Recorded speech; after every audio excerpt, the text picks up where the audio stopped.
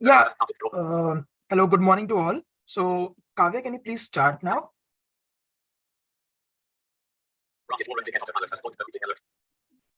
Yes, Jayant. Yeah, please.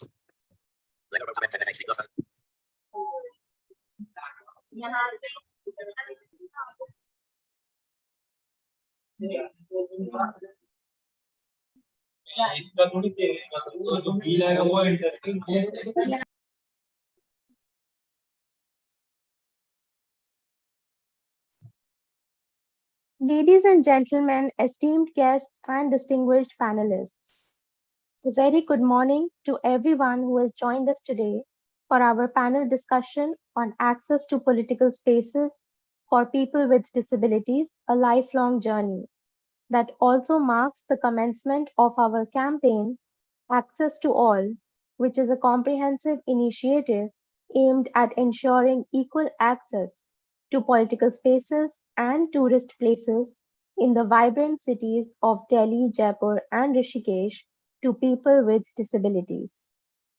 As we convene here today, I am reminded of Mahatma Gandhi's timeless words: "You must be the change you want to see in the world."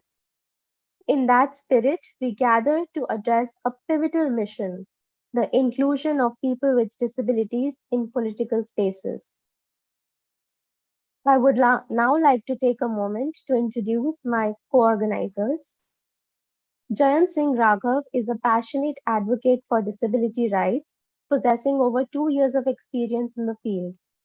Jayant's exceptional communication abilities have allowed him to build valuable relationships. Throughout his academic journey, Jayant has actively contributed to various clubs and societies. Jayant's commitment to disability rights is evident through his founding membership of Sugam, a society for people with disabilities, and his active participation in the Equal Opportunity Cell of Ram Lal Anand College, University of Delhi for 3 years. Currently pursuing an LLB in the Campus Law Center, University of Delhi, Jayant remains dedicated to creating a more inclusive and accessible world. His academic achievements include a BA Honours in English from Ram Lal Anand College, University of Delhi, and notable scores in his 12th and 10th grade exams. While pursuing his undergraduation, Jayant also founded Bhumika Trust, which is a non-profit organization that works on disability and inclusion. With unwavering dedication, Jayant continues to make a positive impact as a Javed Abidi Fellow at the National Center for Promotion of Employment of Disabled People, wherein his theme of work is challenges and barriers faced by people with disabilities during the election process despite the technological advancements. Sakshi Chauhan, an NCPDP Javed Abidi Fellow on Disability, is currently dedicated to improving accessibility at tourist destinations in Rishikesh, Uttarakhand. Despite losing one of her legs due to a childhood accident, Sakshi has led a multifaceted life as a national wheelchair basketball player, poet, and a champion of disability rights. Her extensive travels for sports exposed her to numerous accessibility challenges, motivating her to become a staunch advocate for enhancing accessibility in public spaces. Hailing from the hill station of Tehari Gharwal in Uttarakhand, Sakshi's personal experiences have driven her to initiate her accessibility work in Rishikesh. She is concurrently pursuing a master's degree in English literature, showcasing her commitment to education alongside her advocacy efforts. I now request Sakshi to introduce the third co-organizer. Hello, good morning everyone. I would like to introduce one of my co-fellow, Kavya Mukhija. Kavya Mukhija is an NCPDP Javed Abidi Fellow working on accessible tourism in Jaipur. She is a disability right advocate and content writer. She is dedicated to making the country more accessible and inclusive for persons with disability and rare diseases. Her work experience include roles such as job coach at Vishesh and creative writer and social media lead at the Anonymous Writer. Kavya has also contributed her skills as a content creator and editor at Chronic Pain India. She holds a master's degree in applied psychology from the University of Delhi and bachelor's degree in psychology from IIS University Jaipur. Kavya's passion for disability advocacy extend to national and international participation, where she has represented India in various forums and conferences such as C20 India Summit, Global Disability Summit, United Nations, UNICEF, and SAARC. She has also made significant contributions through publication and has received award and appreciation for her achievements. Now I will hand over the platform to Jayant.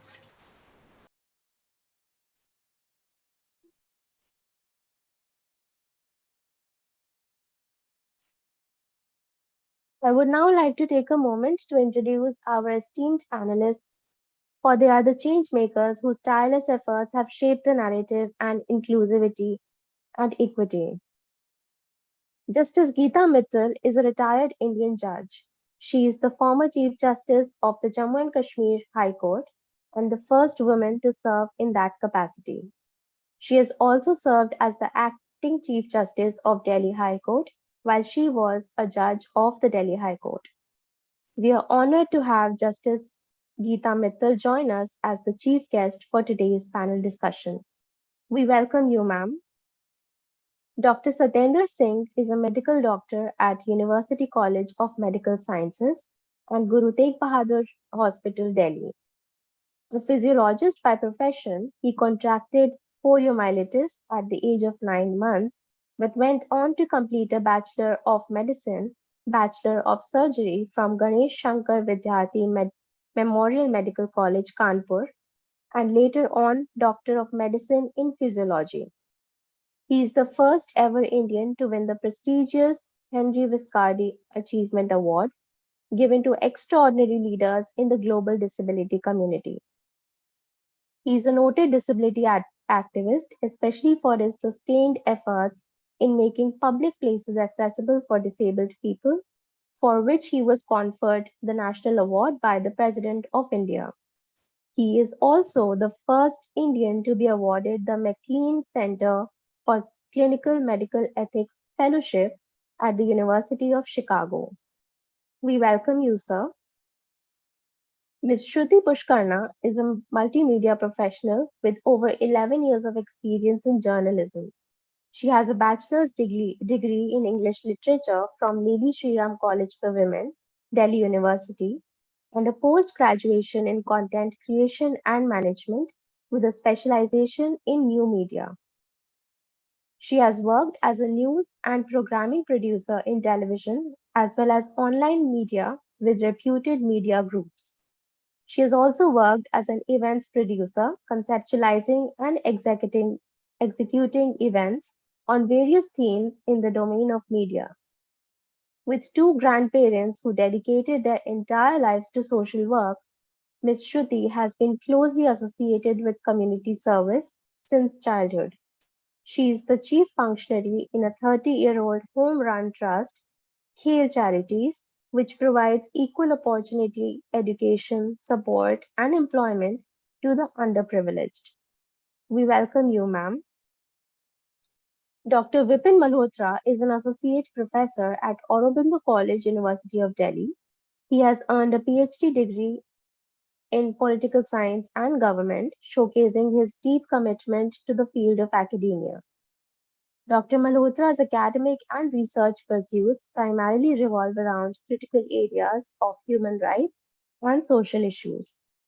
With an impressive academic background and professional experience, Dr. Malhotra has established himself as a respected authority in his field.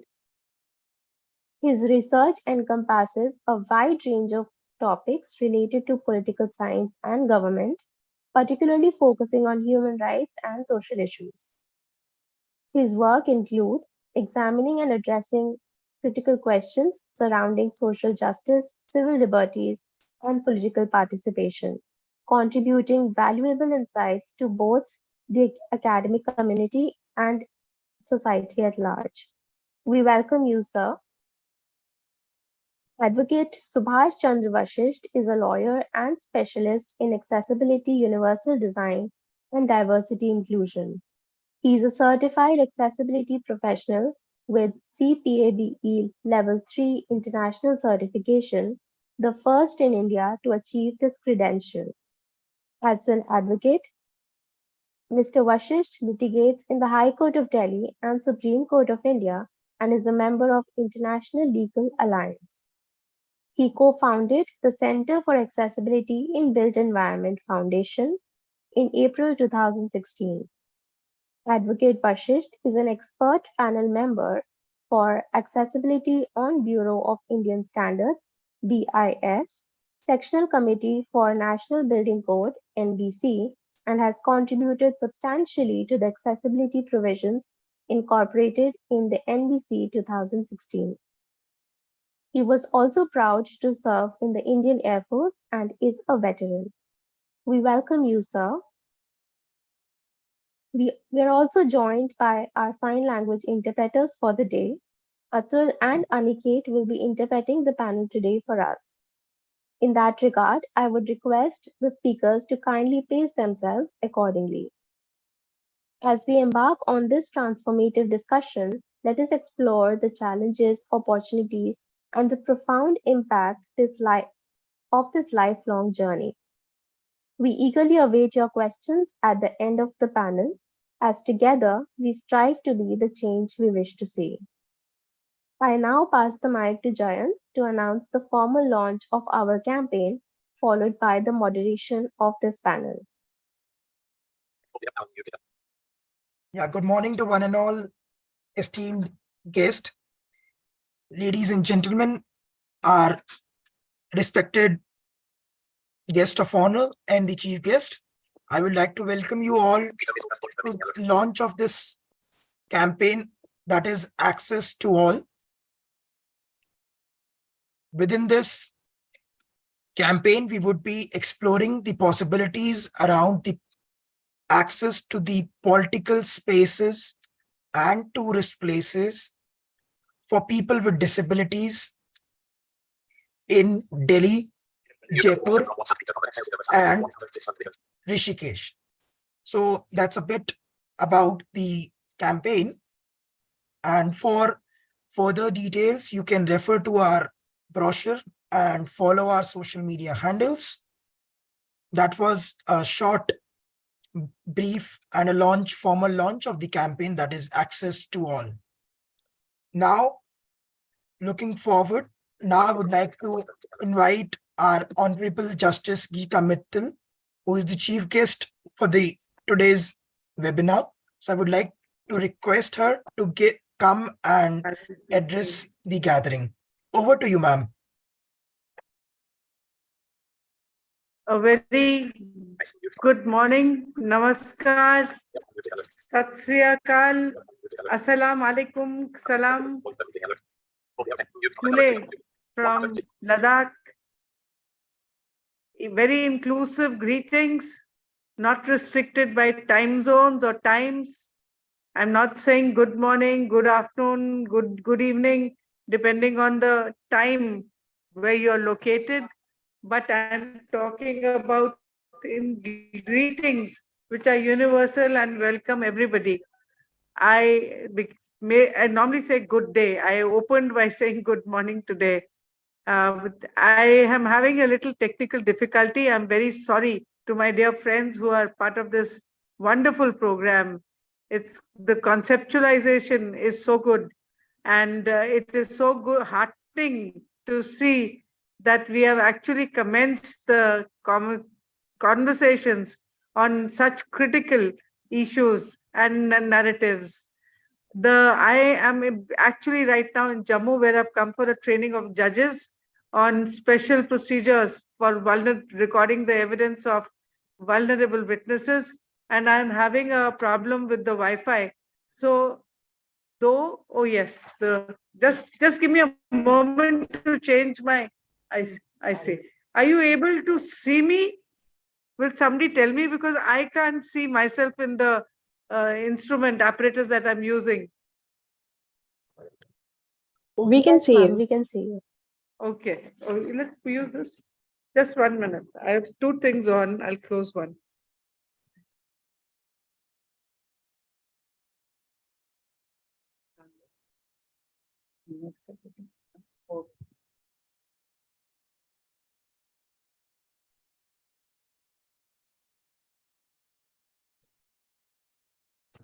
Again, it's gone. Are you able to see me, Kavya? Because I have a Yes, dark ma'am. screen. Oh, I see. Okay. So there's a little problem with the technology, and I my question that actually would be as to you people are the real experts in the on the subject and the field that we are discussing, and I wonder why you know I am part of this narrative, this discussion, but I'm very grateful for this opportunity There is a because two issues devices relating to connected. disability are extremely close to my heart, and I feel very strongly about the So sorry to exclusion which is interrupt you, ma'am. happening. So sorry to interrupt you, My ma'am. It experience seems with two devices are disability, on. what you're Excuse talking me. about the campaign, Excuse actually, me, Am I ma'am. audible? Excuse me, most ma'am. people don't understand the difficulties which Excuse me, ma'am. Can you just switch off one difficulties of your which device? people with Because your voice is echoing. disabilities Hello. or undergo when they're navigating the common spaces or even private spaces.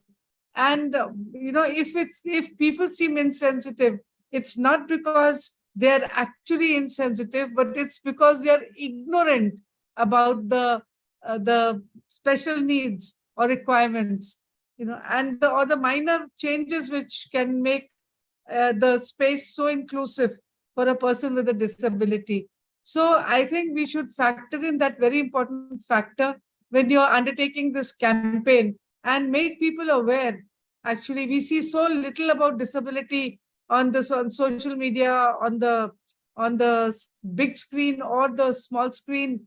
If we could do more in making people aware of what are the challenges and what little things could make things easier, or include disabled people in our day-to-day life, and special programs that we are conducting, it would be excellent and wonderful.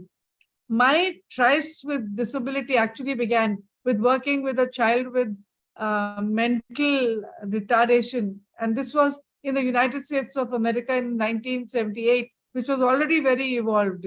You could be in a bus with an autistic child who would just stand up and in the middle of the corridor and not move.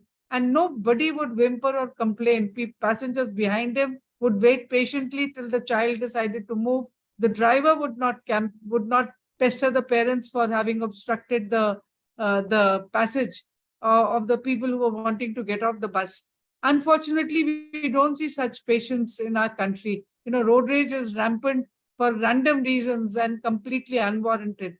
And nobody has a space to engage patiently with somebody who is needing a little time, or is having difficulty in maneuvering himself or herself in a public space.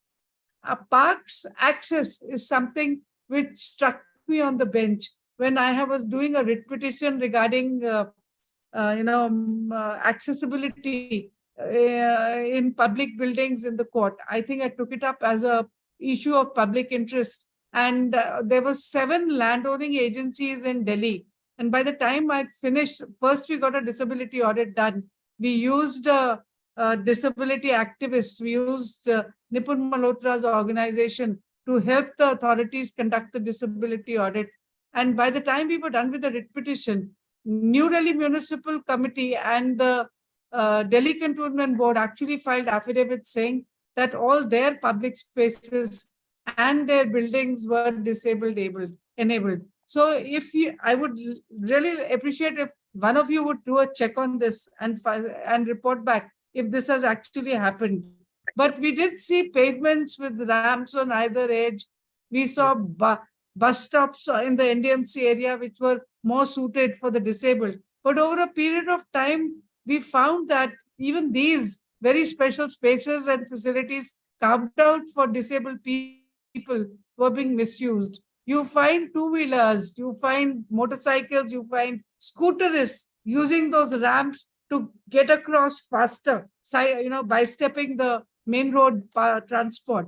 As a result, these public authorities have very ignorantly, somebody in the public authority has very ignorantly put those little pillars or poles, at a distance of 1.5 foot, 1.5 foot, to prevent these scooterists, two-wheelers from climbing onto the pavement. But as a result, you have rendered that very space inaccessible for somebody in a wheelchair, for somebody using crutches, or even somebody, who is visually impaired and is navigating a pavement. They will certainly not be able to or miss that little pillar or pole.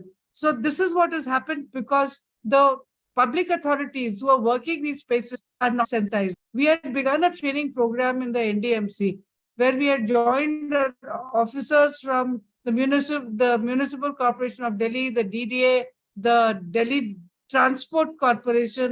Also, it was called a Training of Trainers program, and your friend Nipun would be able to share the program which was crafted, and we had actually run a few trainings. I did this in Srinagar as well, but this should be part of, educating public authorities should be part of the campaign that you run, and not only the man on the street or the common person. A personal difficulty which I had noticed in a public space was a person on a stretcher or a wheelchair accessing a train. The coaches don't have space more than even, I think, 1.5 foot or 2 foot space to reach the berths. So you cannot maneuver a stretcher onto a berth in the middle of the coach. A third experience which I noticed was when a blind student was prevented access into the reserved coach when he was coming to Delhi to take an Delhi University entrance examination. I had taken this as a public interest litigation issue, and in this matter, I had appointed a committee which included the senior advocate who's visually impaired, a person with motor, disability, a former general manager in the railways who was in a wheelchair, and Nipun to craft out rules, suggest rules and measures which would enable railways to be disabled friendly.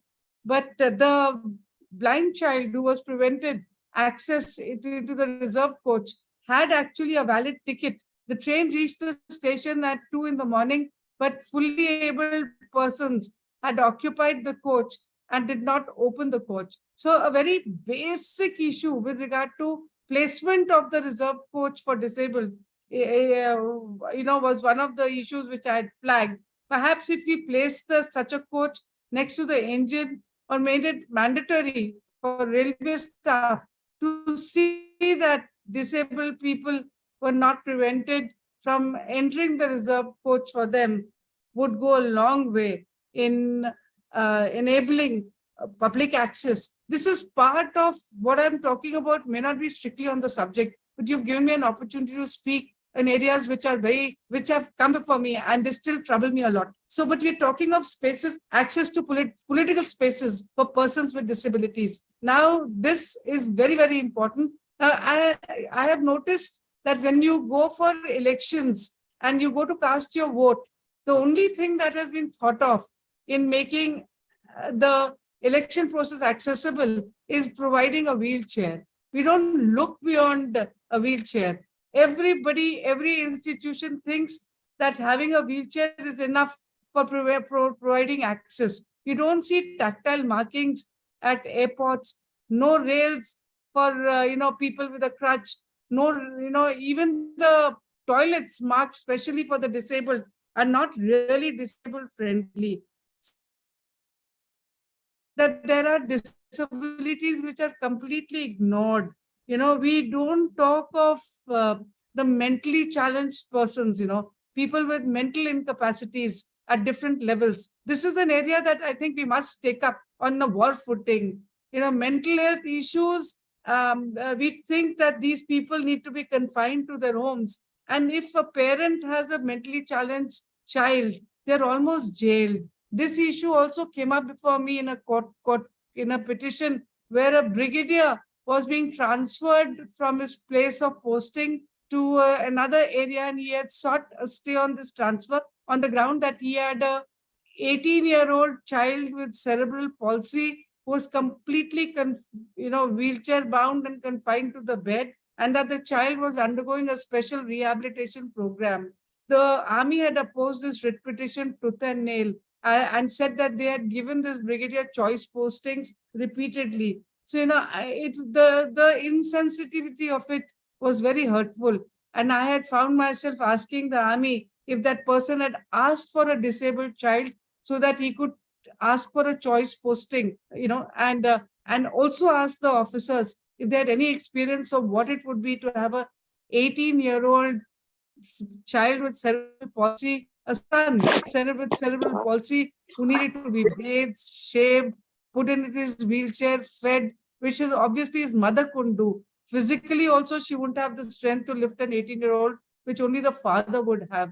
And, it was a very sensitizing experience for the forces, which were made to realize that if you have a mentally challenged person who's physically incapacitated as well, the parents could very well be jailed, because you may get a caregiver for a physically challenged person or a child who needs help, but it's very difficult to find caregivers also in mental health cases involving mental health.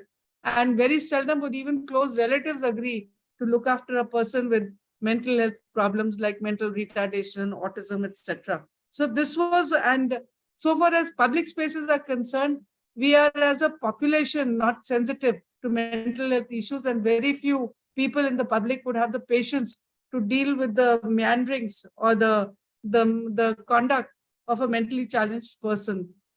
So apart from tactile markings I've mentioned, I've seen there is no audio, very little audio commentary available in our tourist places, and hardly any material in Braille, no brochures, etc. available in Braille. These measures don't require too much effort, and I think we should impress upon the authorities that this must be mandatory. Even on the airline, you hear the air hostess announcing that if needed, they have a single copy of the brochure, the security measures brochure. And if anybody needed it, they could ask for it. So another area that you've mentioned not noticed is religious buildings. Temples invariably have nothing which enables access. I just visited the Mata Vaishno Devi temple, and they also had put out that they had measures for disabled people to visit the shrine. But again, I noted that they had measures in the nature of wheelchairs, etc.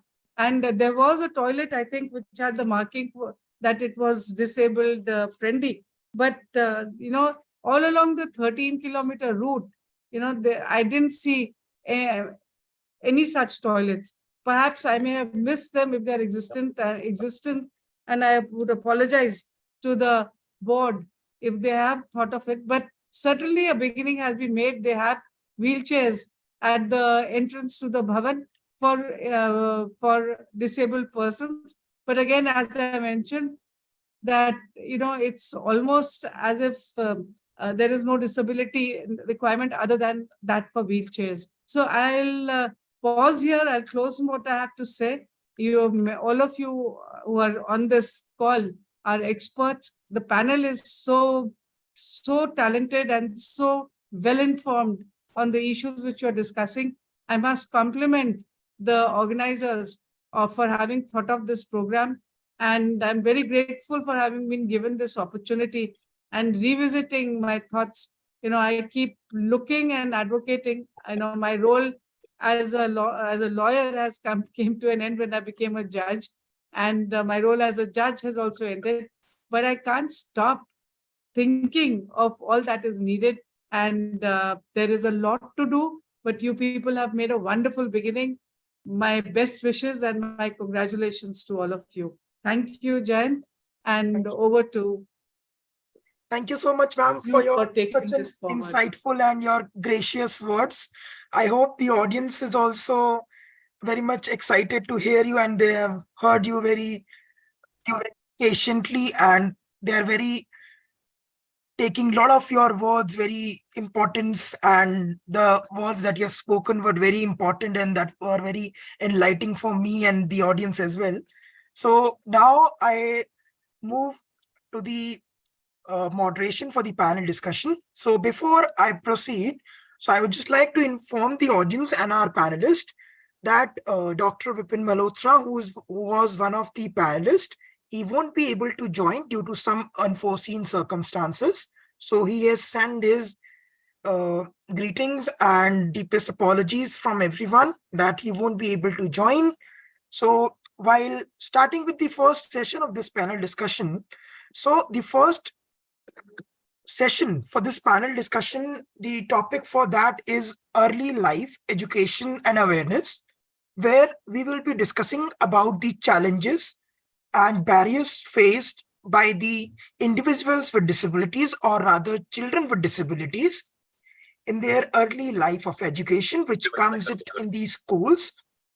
Also, we will be discussing about the strategies which could be taken up or could be implemented to promote inclusion in schools. So for that, to start with, I would like to invite first our honorable panelist, Advocate Subhash Vasist, to start with, and then I can move to the other panelist. Over to you, sir. Thank you, Jayant. Good morning, everyone. I think after a wonderful inaugural by Honorable Justice Geeta Mittal, I think the stage is all set. So talking about early life and education, most of the people feel that the early life starts with school, the first class.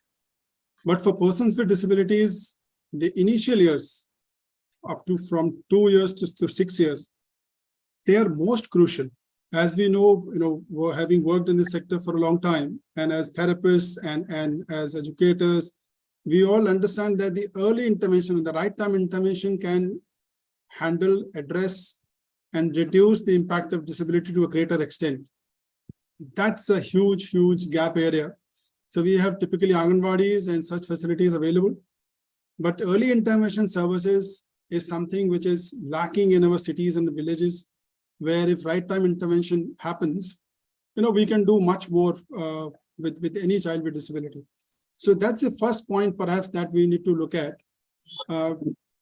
We need a lot of trainings for Anganwadi workers. Anganwadi workers are not really professional, so therefore we need professional support in these places. We understand in cities like Delhi, we have resource centers. Every district has a resource center, so the teachers and the students can be facilitated from these resource centers. But for younger children, services are really limited, and especially if the services are not available in a mohalla or in the local area where children and where the parents can go early, it becomes really a vicious cycle, because services are far, parents can't afford, the disability gets more complicated. This gets even further important in case of the developmental disabilities, cerebral palsy, autism, and intellectual disabilities, and other developmental disabilities. It is very, very crucial. Right time therapies, right time surgical interventions for as simple as clubfoot. So we have seen if it is done really early, a lot of disabilities can be avoided. So that's my first point before we go to education. After this early intervention, you have these pre-primary centers, where kids toddlers are told or taught to become social, accept each other, and at least they learn how to sit, how to talk in an external environment away from family. This is another place where there's a complete absence of facilities for children with disabilities. There are special centers, where any disability, there is complete absence. So schools do not, and these early centers, these people do not accept children with disabilities. That's again a huge area, which perhaps we need to think of even the child before the child goes to school. Now coming to school, we have some very good laws. However, we all know that implementation is something that is severely lacking. At some places, it is fairly good, but the teaching, fraternity, the teachers, the diet teachers or teachers who are teaching in the primary school, how equipped they are to handle children with disabilities. We had, a PIL in Delhi High Court I'm talking of when we had the 95 Act, almost 6 years and 7 years after the implementation of or notification of that act. An organization like Social Jurists with our colleague Ashok Agrawal had to file a case in the Delhi High Court saying there is no policy for children with disabilities in education, whereas the law says so. And then hurriedly the policy was made. So that was the level of probably preparedness at the level of government. And these cases, several of these cases from Social Jurists and other organizations insisted, the results insisted, the judgment insisted that every school will have 2 special educators. But if we look at the expanse of nation, except for Delhi or except for a few cities, how many schools have actually those 2 special educators who are really resources working for that school? So the end result is other teachers who are non-disabled or who are not really special educators, they wash their hands off saying we don't know anything about this subject. So therefore, it is the role of only disabled, only the special educators. We have nothing to do with it. The solution to this is actually that every teacher who's appointed must be sensitized, trained to handle children with disabilities. Only for specialized training, only for specialized interventions, of course, you can have special educators and resource centers. But for all general needs of including the children with disabilities in the education, I think we need to have all teachers trained. So no teacher who's not really confident or equipped to handle children with disabilities shouldn't be appointed. That should be the first condition. So that's how probably inclusion will happen. As long as we keep relying or leaving anything and everything to do with disabled children, probably inclusion will never happen. I very often cite this example that as long as the disability related stuff was anchored in the Ministry of Social Justice, it would be looked at as a social issue, as a welfare issue. So each ministry which is dealing with that issue, for instance, Ministry of Education or Ministry of Child and Women Empowerment, such ministries that are directly dealing with children who are non-disabled, they need to come in and they need to fill in that gap.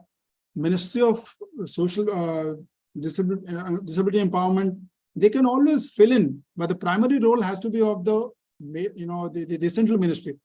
That has that has started to show effect. We see in the implementation of Accessible India campaign. I think this point was really highlighted pretty broadly to the Honorable Prime Minister, and what you see today is that each ministry has been tasked by the Honorable Prime Minister to come out with their own accessibility guidelines and to deal with the issue of disability in their own, whatever subject, sector-specific subject that you're dealing, you need to deal with them independently.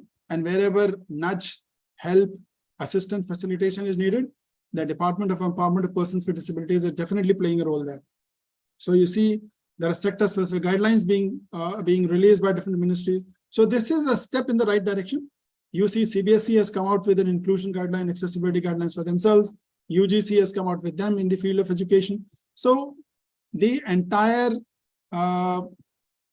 this space is getting ready gradually with the creation of these guidelines and the awareness that has come about with the efforts of government, with the efforts of the advocates in the space, and also the special educators who are doing human service. Their associations are reaching out to every, and of course the role of the courts can't be underestimated. The way Delhi High Court and many other courts have taken the side of empowerment of persons with disabilities, it's really commendable, and it's that effort which is seen on the ground and as of today. But And there is another area which is in the private schools, you have 25% seats reserved for disadvantaged section. And out of this 25, 3% as in out of this 25, 3 seats are reserved for persons with disabilities or children with disabilities in these private schools. So this is done by draw of lots by, especially I know of Delhi. I don't know how it is implemented across India, but if we see, a lot of these seats go vacant because of lack of awareness, and these seats are not really filled, and a lot of parents are not able to use these seats because there are overheads, though there is no fee, but in the name of other development fees and other charges, parents do feel that they are sort of cornered and they're not able to, due to economic issues, they can't really address them, and the child is really feeling misfit. But these are other issues that perhaps this is not a right platform, but a beginning has been made and children are getting admitted, and larger awareness is needed so that they can also get admitted into the private schools. Government schools, it is mandatory for each government school to do it, but we need to prepare government schools because they're still not really fully accessible in terms of, not just pedagogy, in terms of special education, in terms of the bridge education that is needed for children to, be acclimatized and be subsumed into the general education system. So those are, largely missing. The organizations like National Association of Blind are doing a yeoman job, and similar other organizations who are preparing kids and filling that need, so that kids, when they go to the schools, they do not face that gap and they can easily assimilate into the mainstream education. Such efforts are really needed at large scale in the entire nation. The situation in cities in Delhi is we can say it is ideal. In some places like Chennai, in Kerala, in some of the cities, situation is far better. But imagine the rural India, where the school just has 1 or 2 teachers, probably one who's acting as a headmistress or headmaster, and other one is an assistant teacher, 2 people, or at some place only 1, handling about 100 children of the village. And disabled children also happen to be there. So this is precarious situation. Perhaps no thought has really gone into it, and we are still not really prepared. So education of children across India is something that we really need to focus, because this is one investment which can reduce the future expenses that a society has to do on caring and on supporting persons with disabilities. Because right education, right implementation at this stage probably can empower these children to be future leaders, to be future contributing citizens of this country. So I think I'll stop here because and maybe wait for others to speak. Thank you, Jen. Thank you, sir, for such an informative kind of delivery of words that you have done.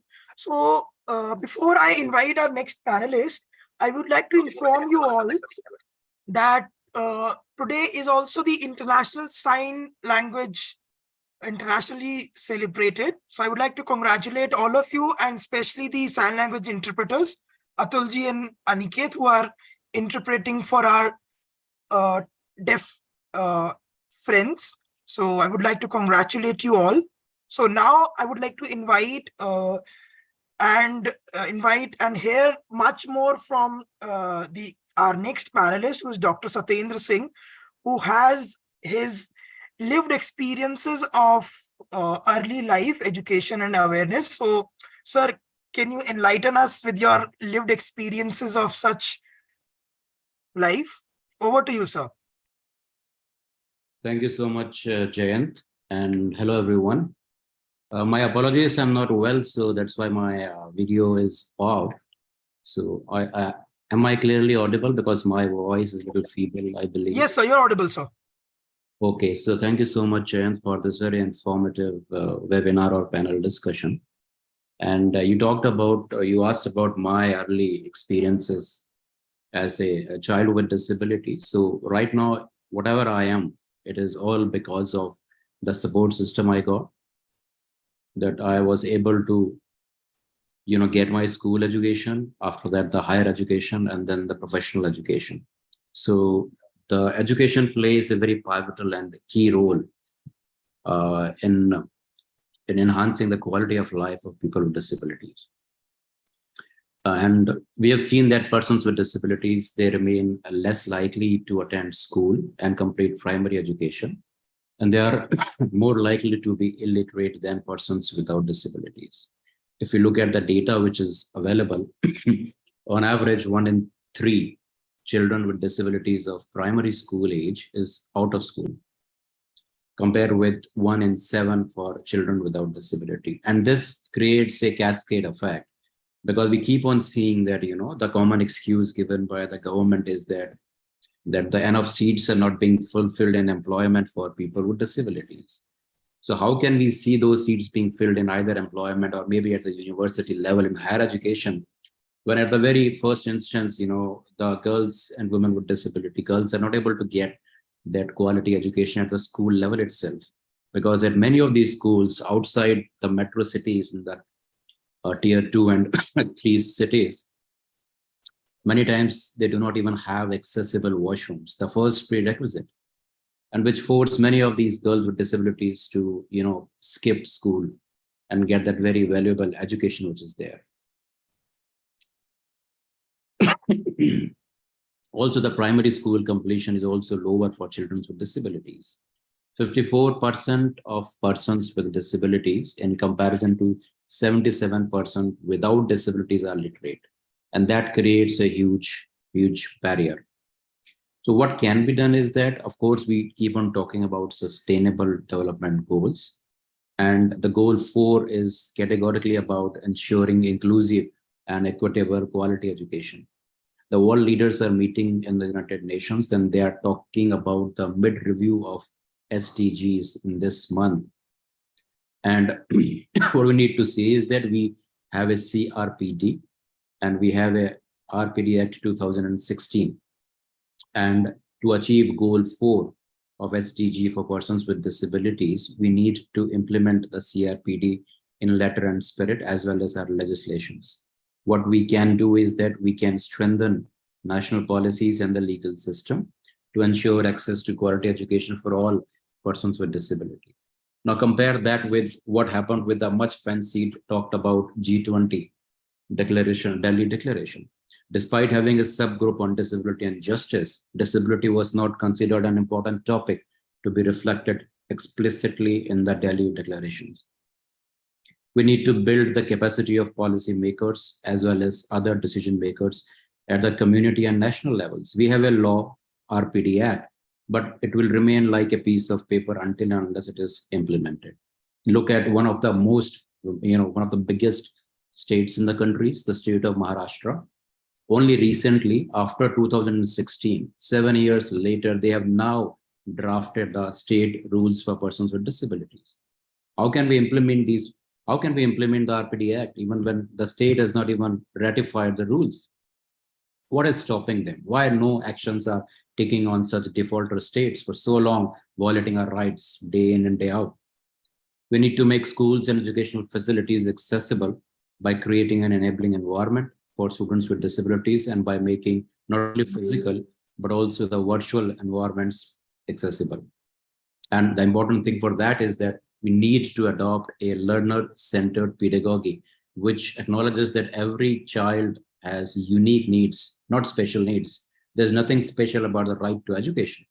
It is only a specified need based on your specified disability, which needs to be accommodated through a continuum of teaching approaches. And it is the responsibility of the teachers in the school to do that. The time has come now, and there shouldn't be any excuses. Thank you, Jen, and the team.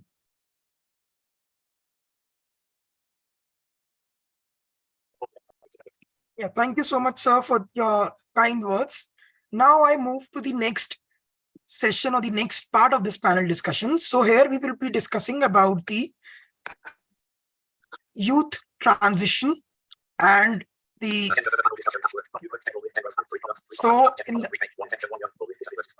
so in that we will be discussing about the youth transition challenges in adulthood.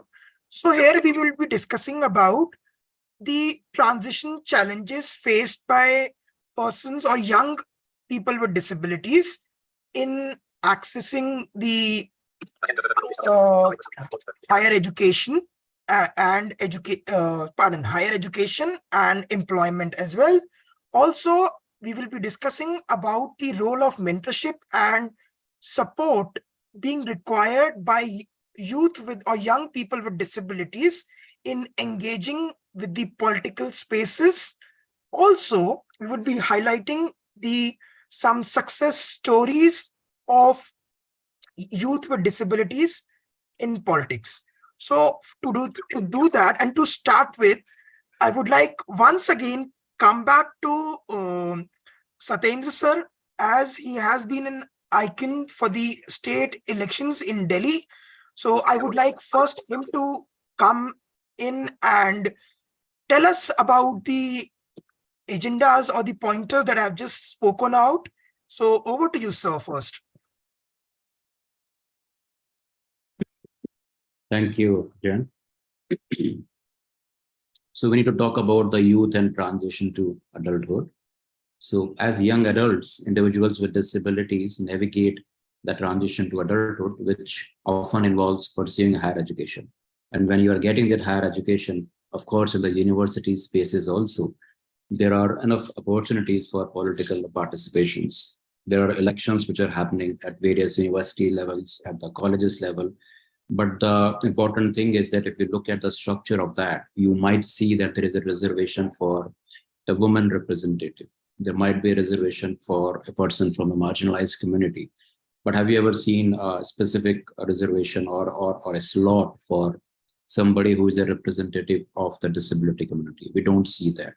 We don't see much youth with the disabilities hogging the limelight in the various political spaces, elections which are happening at the college and the university levels.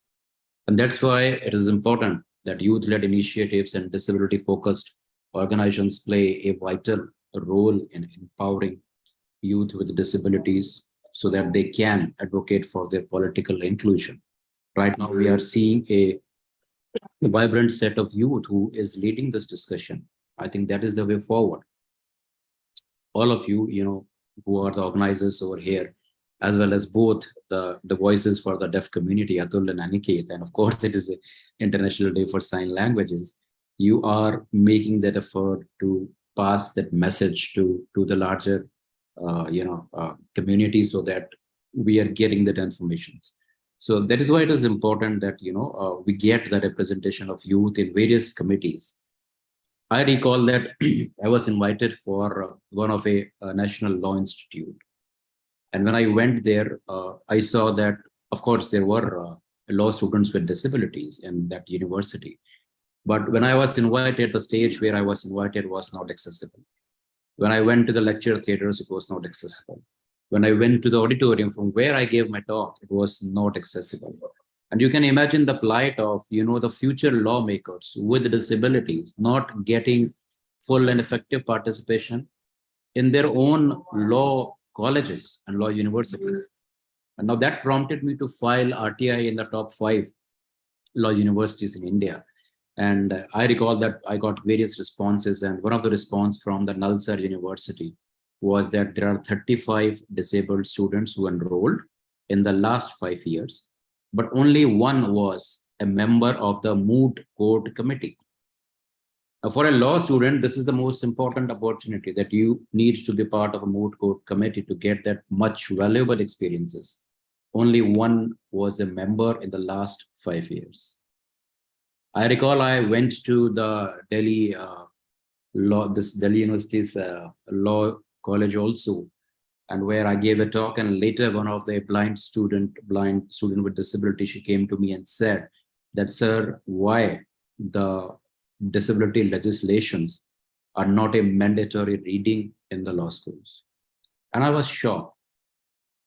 I was shocked because here I was preaching to the students, to the law students, without even knowing that even our fellow law students with disabilities were not even given mandatory training in the disability legislations. And there was the same question I asked in another law university: how many of the legal laws are there on disability? And people were not aware. So that is the problem. Where are then the lawyers with disabilities? How will we see this happening? This is not an optional subject. This is not something which needs to be only part of elective. It has to be mandatory reading, at least in the law school. Not only in the law school, our RPD Act very specifically talks about that even judges needs to get training on disability rights. Doctors needs to get a training in disability rights, each and everyone from the top to bottom. So how can we expect this happening in, law schools for that particular matter? Again, with the same university, when I asked the number of faculty with disabilities in employment in the last 5 years, the reply from a national law university was that university is working on its recruitment policy. That was an official response from a university. So this shows that even the transition from youth to adulthood, we talked about schools, we talked about the higher education. Even if you pass the higher education, there is a 5% a reservation. You go for employment, there is only 4% reservation. Within that, again, our RPD Act says in its preamble that it follows the UNCRPD, but if you read it closely, you will follow that it violates the basic essence and spirit of the UNCRPD. You give 5% reservation to 21 disabilities. When it comes to employment, 6 of the disabilities are not provided reservation in jobs. How can you talk about equality and non-discrimination when your basic law is flagrantly violating the rights of people with disabilities? You are giving them reservation in higher education, and then they will go to workplaces, employment, and there is no reservation. What was the rationale and logic for choosing and picking? So we need to see that these are the nitty-gritties which poses a more difficult attitudinal barrier which are there. We have been fighting with physical barriers. We can take care of that. We can also take care of your barriers to ICT. But what about these attitudinal barriers? These are the ones which are hurting us the most. And the so-called able-bodied people should step up and take the responsibility. So once again, thanks, sir. And definitely we would take our stand and we will take some steps accordingly as per your guidance and your. So moving further, so now I would like to invite the other panelist, Advocate Subhash Vasist, sir. Sir, now I know you have worked a lot on the accessibility of the higher education and the access to the higher education and to the employment. Also, I would like to request you to highlight the support and the mentorship required for youth with disabilities to engage in political spaces. And if possible, if you could highlight some of the inspirational stories. That's all. Over to you, sir. Thank you, Jayant and team. A very, very pertinent issue. Even before starting this, I go back to the late Javed Abidi's triest into politics. I remember so vividly, when he insisted that we need to show that we are present. We need to insist, we need to show that, yes, we are also contesting. Whether I get 1 vote or 2 votes, but my convincing would see people with disabilities, conversing in the community, coming out, and they can be leaders. And when he contested an election in Delhi, and all persons with disabilities, organizations would rally behind him, and he'll go from door to door. I vividly remember that situation. And I also recount the number of votes that he scored, immaterial, but the presence that he made on the scene, and how people felt. I'm talking of people who vote. And I go back to what my colleague Satindra said, that it is all about attitude. This society in general does not see competence, does not see capacities, does not see the leadership in persons with disabilities. So therefore, what is needed is perhaps, yes, on one hand, the society's attitudes and those things are to be addressed, but at the same time, the attitudes are developed over a period of time having seen, okay, what this person does or what persons of this category are able to do or doing. So from this, what I see is we need to present a picture of ability, picture of competence, picture of that people with disabilities can lead. And in these circumstances, I see the role of the NCPDP in the form of current fellowship is really tremendous. It is providing leadership opportunities to fellows like you, which is tremendous initiative, and similar initiatives are needed across India. So that's a big commendation to the organization for having started this fellowship, that it is producing, helping researchers and leaders in this space. Leadership, especially in political spaces, is not only about winning an election. Okay, we'll talk about it a little subsequently. But even before that, how active are you as an electorate? How vibrant are you as an electorate? How aware are you as an electorate? You'll find, you look at the recent, the election that's happening in Delhi University. What is the participation of students in the elections?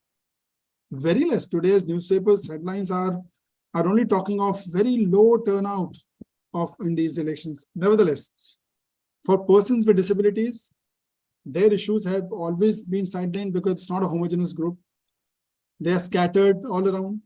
They don't really vote for their issues and for their rights sometimes. But if it can be organized on the basis of awareness, a sea change can be seen. If families, if the institutions, if the organizations, NGOs, self-help groups, if they all can rally behind the issues and can make this issue as an issue for humanity, for issue of inclusion, issue of not just persons with disabilities, but also for all other segment, all in the entire fabric of community benefits when there is accessibility, when there is inclusion. Look, I don't know, whenever we talk of facilities, when we talk of enabling environment, we always say it is required for these 3%, less than 3% people. And this is a big mistake that we end up committing. We need to have that critical mass. I always feel that unless there's a critical mass that we advocate and we talk about, that this is what is benefiting and needs, probably these issues will never come to the mainstream. They will always remain a welfare approach. They will always remain something that we need to fight for. You go into the court and getting order from a sensitized and aware judge, and if it lands up before an unsensitized judge, then probably we have seen the impacts. We have seen how blind people were disregarded or were not considered competent to become judges by none other than a bench of the Supreme Court. But however, subsequently it was of course corrected by the current Chief Justice, saying that can't be taken as a precedence. But what I'm trying to say is the concept of competence need to be seen in persons with disabilities. And when it comes to political leadership and political participation, it is not just contesting election, but also being a live and very active and very vibrant electorate. So for this, perhaps mass organization or awareness is needed among persons with disabilities across India by the self-help groups, by the organizations, so that at least they are voting, they're ready to vote. The Government Election Commission of India did a wonderful thing. We have the Smita here, who actively led that. We were also partnering people like Satyendra As, an entire sector. We're helping Election Commission of India, at least making that effort to include persons with disabilities as voters because they were always on fringes. So that has happened on this side. But we need to have them organized so that they are exercising their franchise and they're able to exercise. The other issue is, when it comes to political leadership, you can't really win by merely with the tag of disability. People need to see you as their savior. People need to see that you are taking action. People need to see that you have that competence and you are responding to their needs. So there are two ways of getting into an election: that you're really genuinely able to work, and otherwise you're really very strongly networked So there are two other extremes. You see people who are networked. We have several examples where people who are networked. I have examples of persons, they're transgender persons, very networked. They're able to rise to the post of mayor. Have been able to fight elections in some places. It's not because they were transgenders and they looked for reservation. It's because they were able to showcase their leadership, they showcase their abilities, they were able to convince their electorate that yes, they are with them, they'll stand up with them, and they'll stand up for their issues and do work for the betterment. So if you are just concerned as a person with disability want to be in the politics, please go beyond the usual disability sector. You need to really be, a mainstreamed person. Then only perhaps, there are opportunities of winning. Now there is a huge section of community of persons with disabilities who are stressing very hard that let there be reservation in politics. And I think to this effect, probably government of Rajasthan had reserved certain positions in the at ward member level or the panchayat level. They had done that. And what you see in there are a lot of people who nominated to these positions, those who had some affiliations with some of the other political organizations and who had some leadership skills, because posts were reserved. They were able to make it to that. Subsequently, there were cases, there were highlights that some people who were non-disabled or fictitious disability, they also got appointed on those, nominated seats, because again, at the end of the day, it's politics. So, but these nominations can, of course, like reservations, they can give you an entry to that space. But you will have to remember that it is still a nomination. It's not that you have contested an election. To contest an election and win an election, you really need to, as I said, I'm just at the cost of repeating that you need to be seen as a leader of masses who's committed to the masses. People need to see beyond your disability, your abilities as to what you can render to them, how people can benefit with you as a leader. So that's leadership skills are needed for persons with disabilities to be acquired. Of course, they start from the education, and this only happens when the whole scenario, as Satyendji has initially said, that it's the attitudes, it's the social attitudes, it's the perception of community, how people outside in society need to undergo a change. And that will not undergo a change merely by a law or merely by training programs. Probably live examples is something that will set that change in motion. Example, role models like you all people who are fellows, role models like Dr. Satyendra and Smita that I can see, and many others in the audience. We need these role models out there, and probably yes. Then of course it's a long way to go, but we have already made the beginning, and we are on the right track. It's only that it needs to be organized. It needs to be a little hastened up and done it in a more systematic way. So I'll just stop here. Maybe listen to others. So thank you so much, sir, for once again for your kind words. So now, as you mentioned, we were discussing about the higher education, political spaces. Now, as we know, we are discussing about a journey of life. So we have discussed about the early life of education and awareness at school. We have discussed about the higher education. Now we are moving on to the next part of the life, which talks about the adulthood, where the topic says the adulthood navigating political spaces. So now we would be discussing about the challenges that the adult with disabilities face while seeking political offices or engaging at political activities. Also, we would be discussing about the strategies that could be adopted to make the political campaigns, events, rallies, and such others, to make them accessible and inclusive for all. Also, we will discuss the case studies of the leaders with disabilities and their contribution to the inclusive policies. So for that, to throw some light on that, once again, I would like to invite first, come back to Subhash sir itself. So Subhash sir, would you like to highlight some of the key points on them? And then we will move to Satyendra sir. Over to you, sir.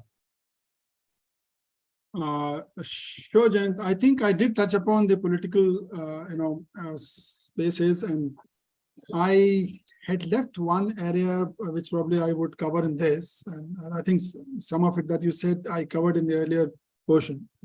So a larger challenge is inclusion in the universities. Inclusion, a real inclusion, where there are learning outcomes and where students are really integrated into the setup is something which has been a major issue.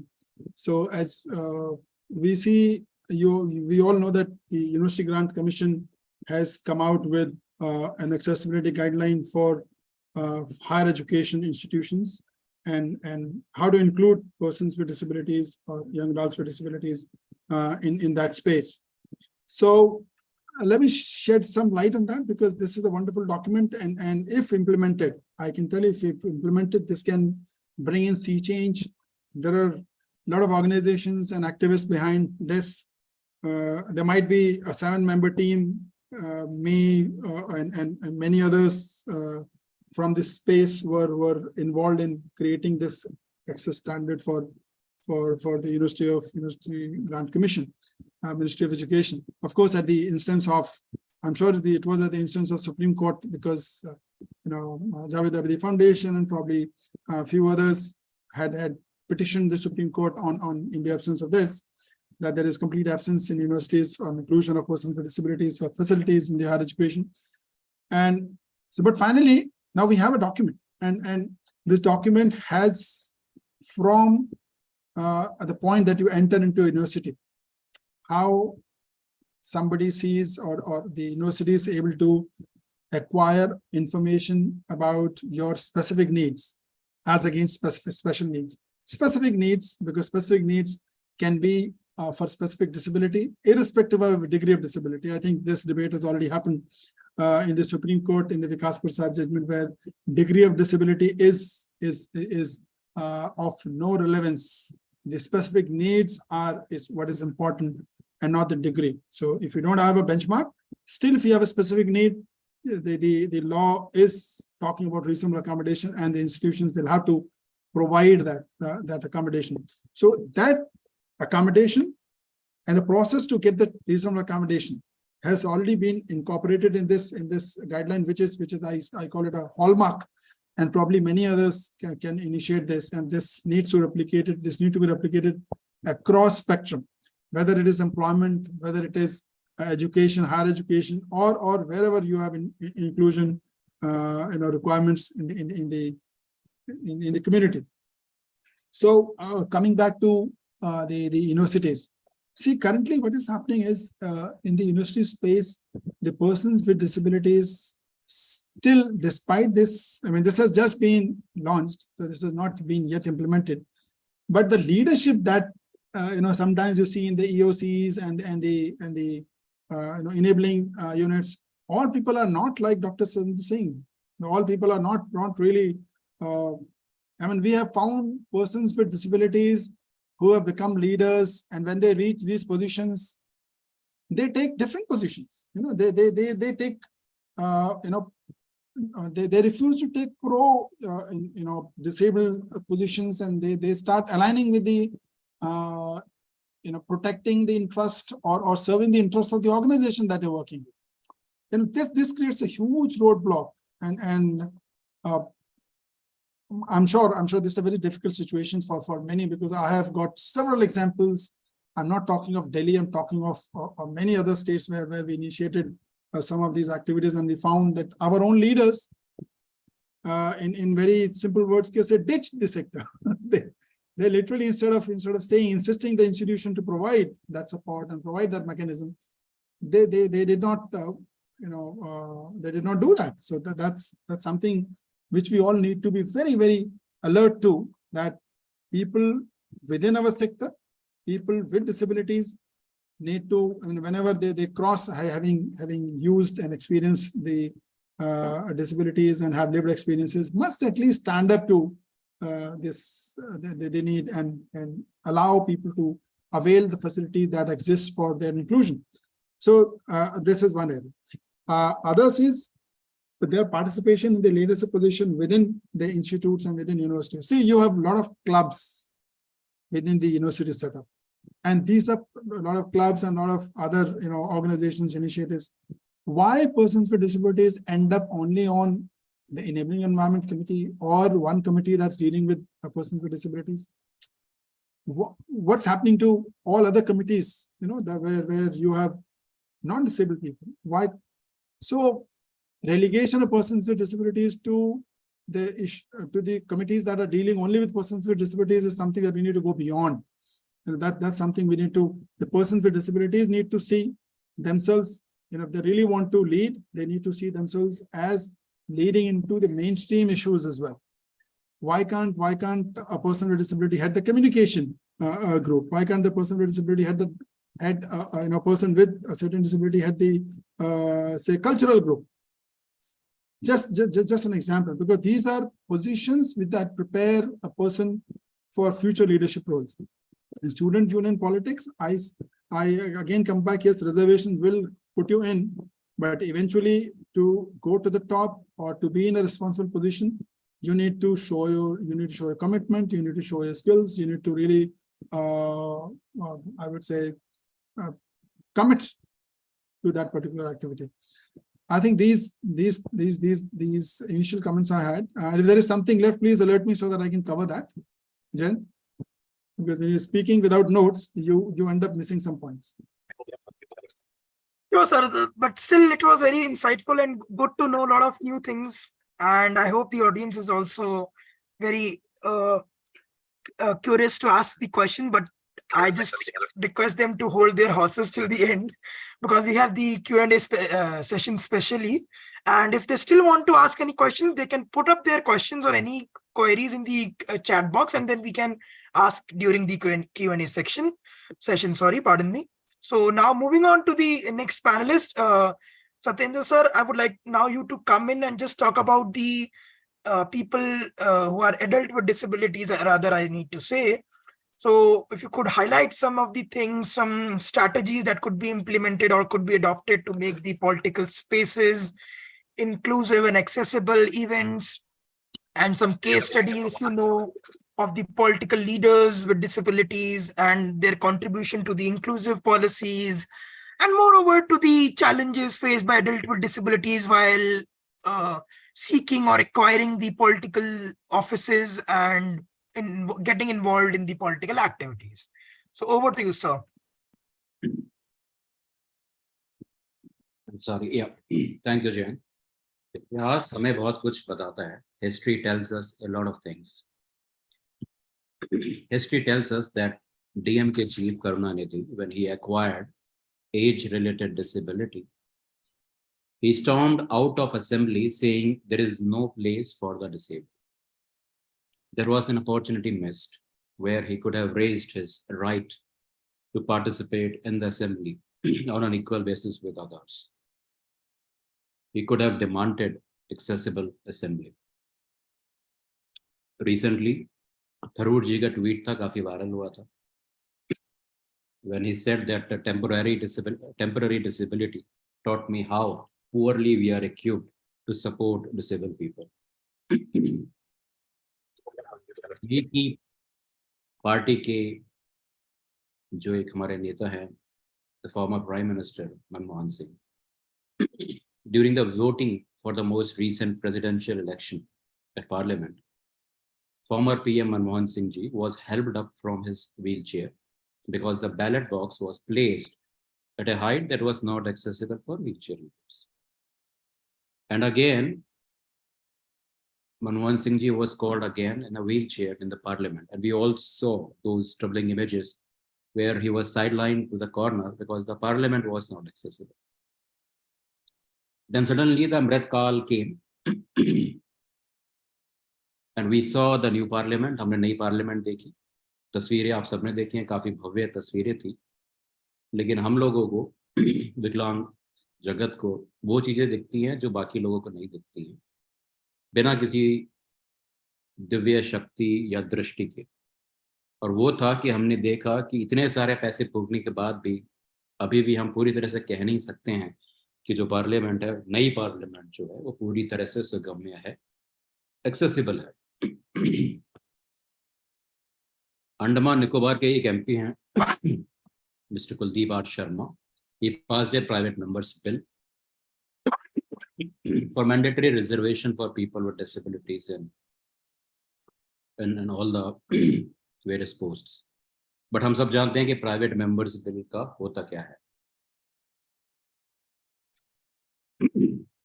Since India has ratified the UNCRPD, तो हमारी ये responsibility बनती है कि उसका review किया जाए. और the United Nations committee on the rights of person with disabilities है, इसने 10 साल के बाद गवर्नमेंट ऑफ इंडिया का जो इम्प्लीमेंटेशन ऑफ सीआरपीडी है उसके लिए उसका रिव्यू किया था 2019 में. क्योंकि जो हमारा सीआरपीडी है उसका आर्टिकल 29 कहता है participation in political and public life. It very categorically states that we need to, all state parties need to ensure that disabled people can effectively and fully participate in political and public life on an equal basis with others, including the right and opportunity for disabled people to vote and be elected. And when they were reviewing Government of India's report, in their concluding observation, they mentioned it very categorically that they showed concern about the constitutional provisions restricting the participation of disabled people in political life on the basis of impairment and the insufficient accessibility of information and electoral proceedings for disabled people. किसी भी party का आप देख लीजिए manifesto, how many of them are accessible? किसी भी party के जो लीडर्स हैं उनकी कितनी स्पीच है जो एक्सेसिबल फॉर्मेट में उनकी वेबसाइट पर अवेलेबल है. और सीआरपीडी कमेटी ने ही रिकमेंडेशन दिया था भारत सरकार को कि they need to amend constitutional and legislative provisions restricting the rights of all disabled people to vote and to stand in elections and hold public office at all levels through affirmative actions, not only at the main levels. And they also talked about the accessibility of the electoral process, specifically giving the reference of resolution of the 6th meeting of the Forum of Election Management Bodies of South Asia, जो 2015 में पास किया गया.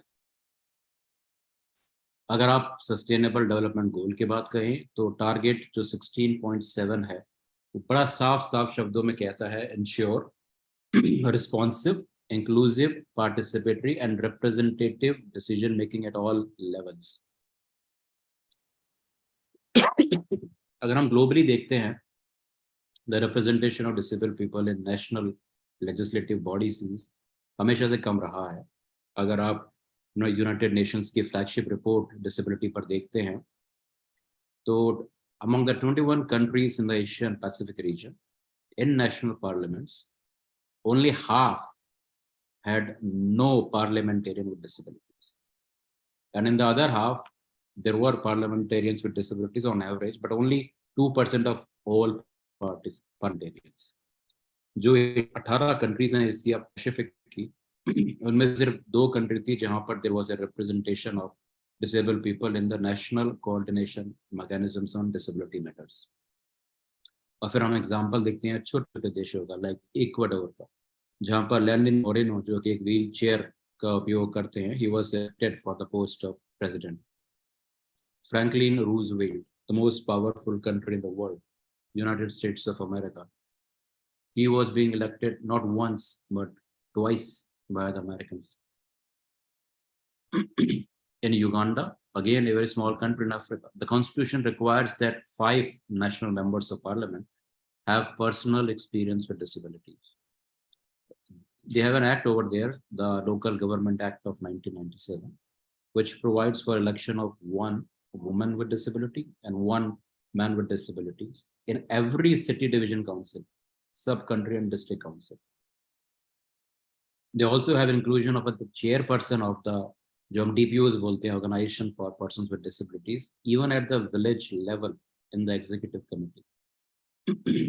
कुछ और countries हैं जैसे Namibia has resulted in the presidential appointment of representative with disabilities in the parliament. And in South Africa, disabled people are represented by a commissioner in the national human rights commission. और हिंदुस्तान की अगर आप बात करें तो हिंदुस्तान में आपको chief commissioner for persons with disability, RCI के चेयरपर्सन, नेशनल ट्रस्ट के चेयरपर्सन, ये सारे आपको मिलेंगे persons without disabilities. We are going into an election year, but these posts remain unfulfilled. That speaks volumes about our political will and representation. For votes, the quote unquote divine political will can amend the Constitution of India to facilitate 10% EWS reservation just before elections. कोई demand नहीं थी उसकी, लेकिन उन्होंने कर दिया. But to end discrimination against leprosy, a very serious disease, they cannot pass two ready-made, beautifully designed UN CRPD compliant bills, जिनमें से एक तो आपके लॉ कमीशन ऑफ इंडिया ने बनाया था, report number 256, and second was a private member's bill by KTS Tulsi. They are gathering dust in the divine parliament in the Amritka. Where is the will? We keep on demanding amend Article 15 to include non-discrimination towards disability. Former Supreme Court Justice Bahrul Islam Committee. I hope Honorable Chief Justice Geeta Mittal is there to listen to this. That the former Supreme Court Justice Bahrul Islam Committee, way back in 1988, in their report, recommended disability-focused amendments to the Indian Constitution. Aaj ki baat nahi hai. But Amritkaal has begun. But for the last 35 years, the wait is continuing to marginalize us, to discriminate us, to exclude us.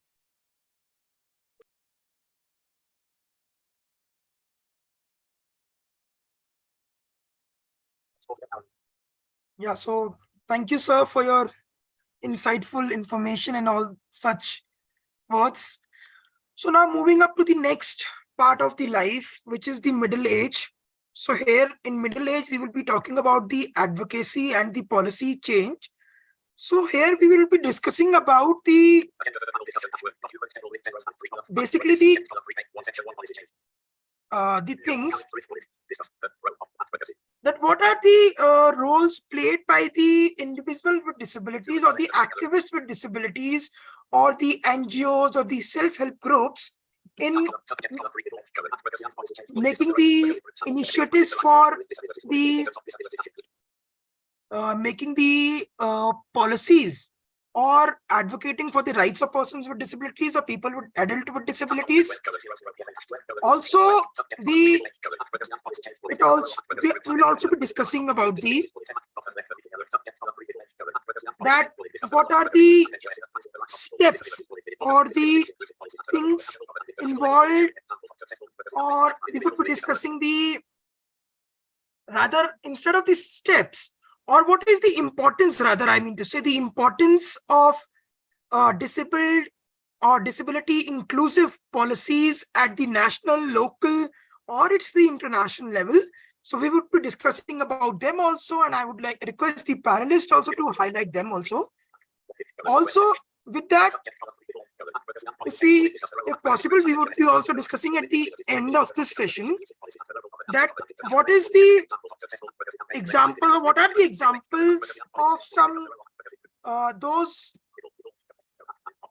examples of such policies or some important initiatives that have been taken by the individuals with disabilities or the activists with disabilities or the self-help groups or the DPO, the disability organizations, or the BPOs we say, or the disability organizations or the NPOs. So in that regard, I would request first Subhash sir to come and highlight on these points, as he's an expert and a practicing lawyer in the High Court and the Supreme Court of India. So he must be more aware about the importance and the initiatives and other things being taken. So over to you, Subhash sir. Thank you. I think in the middle age, when an adult with disability is middle age, like anybody else. He gets settled. He has a job. He probably also has a family. He is worried about his family. He's also thinking about others.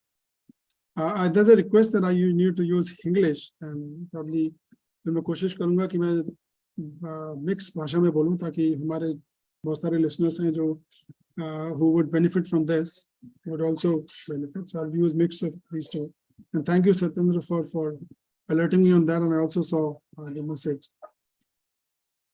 तो इस as में जब एक विकलांग व्यक्ति आता है तो सबसे पहले तो जॉब से जूझ रहा होता, जॉब्स की बड़ी बड़ी मारामारी है और रिजर्वेशन जो गवर्नमेंट जॉब्स में है अवेलेबल वो धीरे धीरे जॉब्स ही कम होती जा रही है, प्राइवेटाइजेशन ज्यादा हो रहा है, गवर्नमेंट की जॉब्स कम हो रही है, कुछ सेक्टर्स रह गए हैं जहां पर मास स्केल में हमें एम्प्लॉयमेंट मिलता है और उसके अराउंड पॉलिसीज है.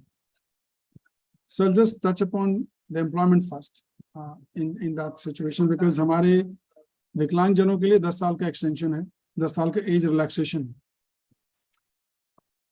बिकॉज हम लोग अक्सर पढ़ाई में थोड़ा सा लेट शुरू करते हैं या और दूसरी चीजों की वजह से ये एक ऐसा मैकेनिज्म दिया गया है भारत सरकार द्वारा और स्टेट गवर्नमेंट्स के द्वारा कि आप 10 साल का आपको रिलैक्सेशन है. और ये रिलैक्सेशन जो है ये आपको मेरिट, यदि आप आपकी अपनी मेरिट पे भी आते हैं तो भी this relaxation will not be counted as a relaxation for persons with disabilities. मैं आपको यदि आपको शॉर्ट भाषा में कहूँ तो यदि आप एज रिलैक्सेशन या फी रिलैक्सेशन के साथ किसी पोजीशन में जा रहे हैं या किसी एग्जाम को अपेयर कर रहे हैं तो इन दो रिलैक्सेशन की वजह से आपको मेरिट की सीट पर एलोकेट करने से नहीं रोका जाएगा. This is a clarity that has come now because of all this policies led by persons with disabilities. इस क्षेत्र में हमारे जो विकलांग बंधु हैं बड़े सारे, उनको बड़ी दिक्कत हो रही थी कि जिस जो हमारा कानून है वो कहता है मिनिमम 4% सीट्स. तो अक्सर क्या हो रहा था कि जितनी भी पोजीशंस फिल्ड अप हो रही थी तो उसमें कोई व्यक्ति अपने मेरिट पे भी यदि आ गया तो भी उसको this minimum 4% was becoming maximum 4%. And बहुत सारे केसेस कोर्ट में नहीं जा पाते बिकॉज जिस व्यक्ति का सिलेक्शन हुआ है यदि वो मेरिट में पास हुआ है और उसको यदि आपने उसको डिसेबिलिटी कोटा में डाल दिया तो उसकी वजह से उसको कोई फर्क नहीं पड़ रहा उस व्यक्ति को जो उसको तो जॉब मिल रही है, लेकिन उसके जो नीचे लाइन है जो उस मेरिट लिस्ट में है और जो उसको जिनको रिजर्वेशन कोटा का लाभ मिल सकता था उस पोजीशन पे आने के लिए, उनको ना तो वो इन्फॉर्मेशन मिल पाती है ना ही वो उससे वंचित रह जाते हैं. और कुल मिलाकर यदि मान लीजिए 100, आई am just giving an example कि यदि 100 पोजीशंस हैं जो भरनी है और उसमें से 4 रिजर्व्ड हैं और रिजर्वेशन रोस्टर के हिसाब से, और उसमें यदि 3 हमारे 15 लोग क्लियर करते हैं ऑफ डिफरेंट डिसेबिलिटीज और 15 लोग में से मान लीजिए 3-4 पोजीशंस पर वो लोग मेरिट में आगे जा रहे हैं, केवल उन्होंने एज रिलैक्सेशन लिया और फी रिलैक्सेशन जो बाय डिफॉल्ट मिलता है वो यदि लिया है तो बहुत सारे ऑर्गेनाइजेशंस उनको गवर्नमेंट ऑर्गेनाइजेशन स्पेशली उनको इस लिस्ट कोटा में डाल देते थे. I am just giving you one example. So this is one major policy change that people represented. लोगों ने रिप्रेजेंट किया और लोगों ने इसके लिए फाइट किया. Probably there was cases also and finally the government of India decided कि नहीं आप ये गलत कर रहे हैं और जो व्यक्ति अपनी डिसेबिलिटी का मेडिकल जो होता है वो उसकी डिसेबिलिटी का वो मेडिकल और ये जो रीजनल अकोमोडेशन जो उसको दी जाती है जैसे कंपनसेटरी टाइम. अब कंपनसेटरी टाइम जो है वो it is not considered as a relaxation, it is a regional accommodation that is given. उसकी वजह से आप उसको पहले हो रहा था ऐसा, किसी ने कंपनसेटरी टाइम लिया तो they will you put them into disability quota. So ये सारे क्लैरिफिकेशंस अब पॉलिसी में चेंजेस इसलिए आया क्योंकि लोगों ने रिप्रेजेंट किया, लोगों ने इसके लिए फाइट किया. आई am just giving one example किस तरह से पॉलिसी चेंज होते हैं और अभी वर्तमान में ऐसे कई सारे cases that have taken up in the recent past in different forums including High Court and the Commission on Disability Office. So ये क्लैरिफिकेशन आ गया. दूसरा, हमारी जो पॉलिसीज स्पेशली एम्प्लॉयमेंट पर हूं मैं भी, अभी हमारी हो गई 21 डिसेबिलिटी. इससे पहले हमारे पास जो डिसेबिलिटी थी वो मेजरली 3% था और 3 कैटेगरीज में उनको बांटा हुआ था, उनको 1-1% मिलता था. अब और मैं आपको यूनिक उदाहरण बता रहा हूँ, जो भी लाइव इश्यूज आ रहे हैं जिनमें पॉलिसी में एड्रेस करने की जरूरत है और जो लोग उस पर बात करते हैं और लोगों को बड़ी परेशानी हो रही है, वो ये है कि एक instance,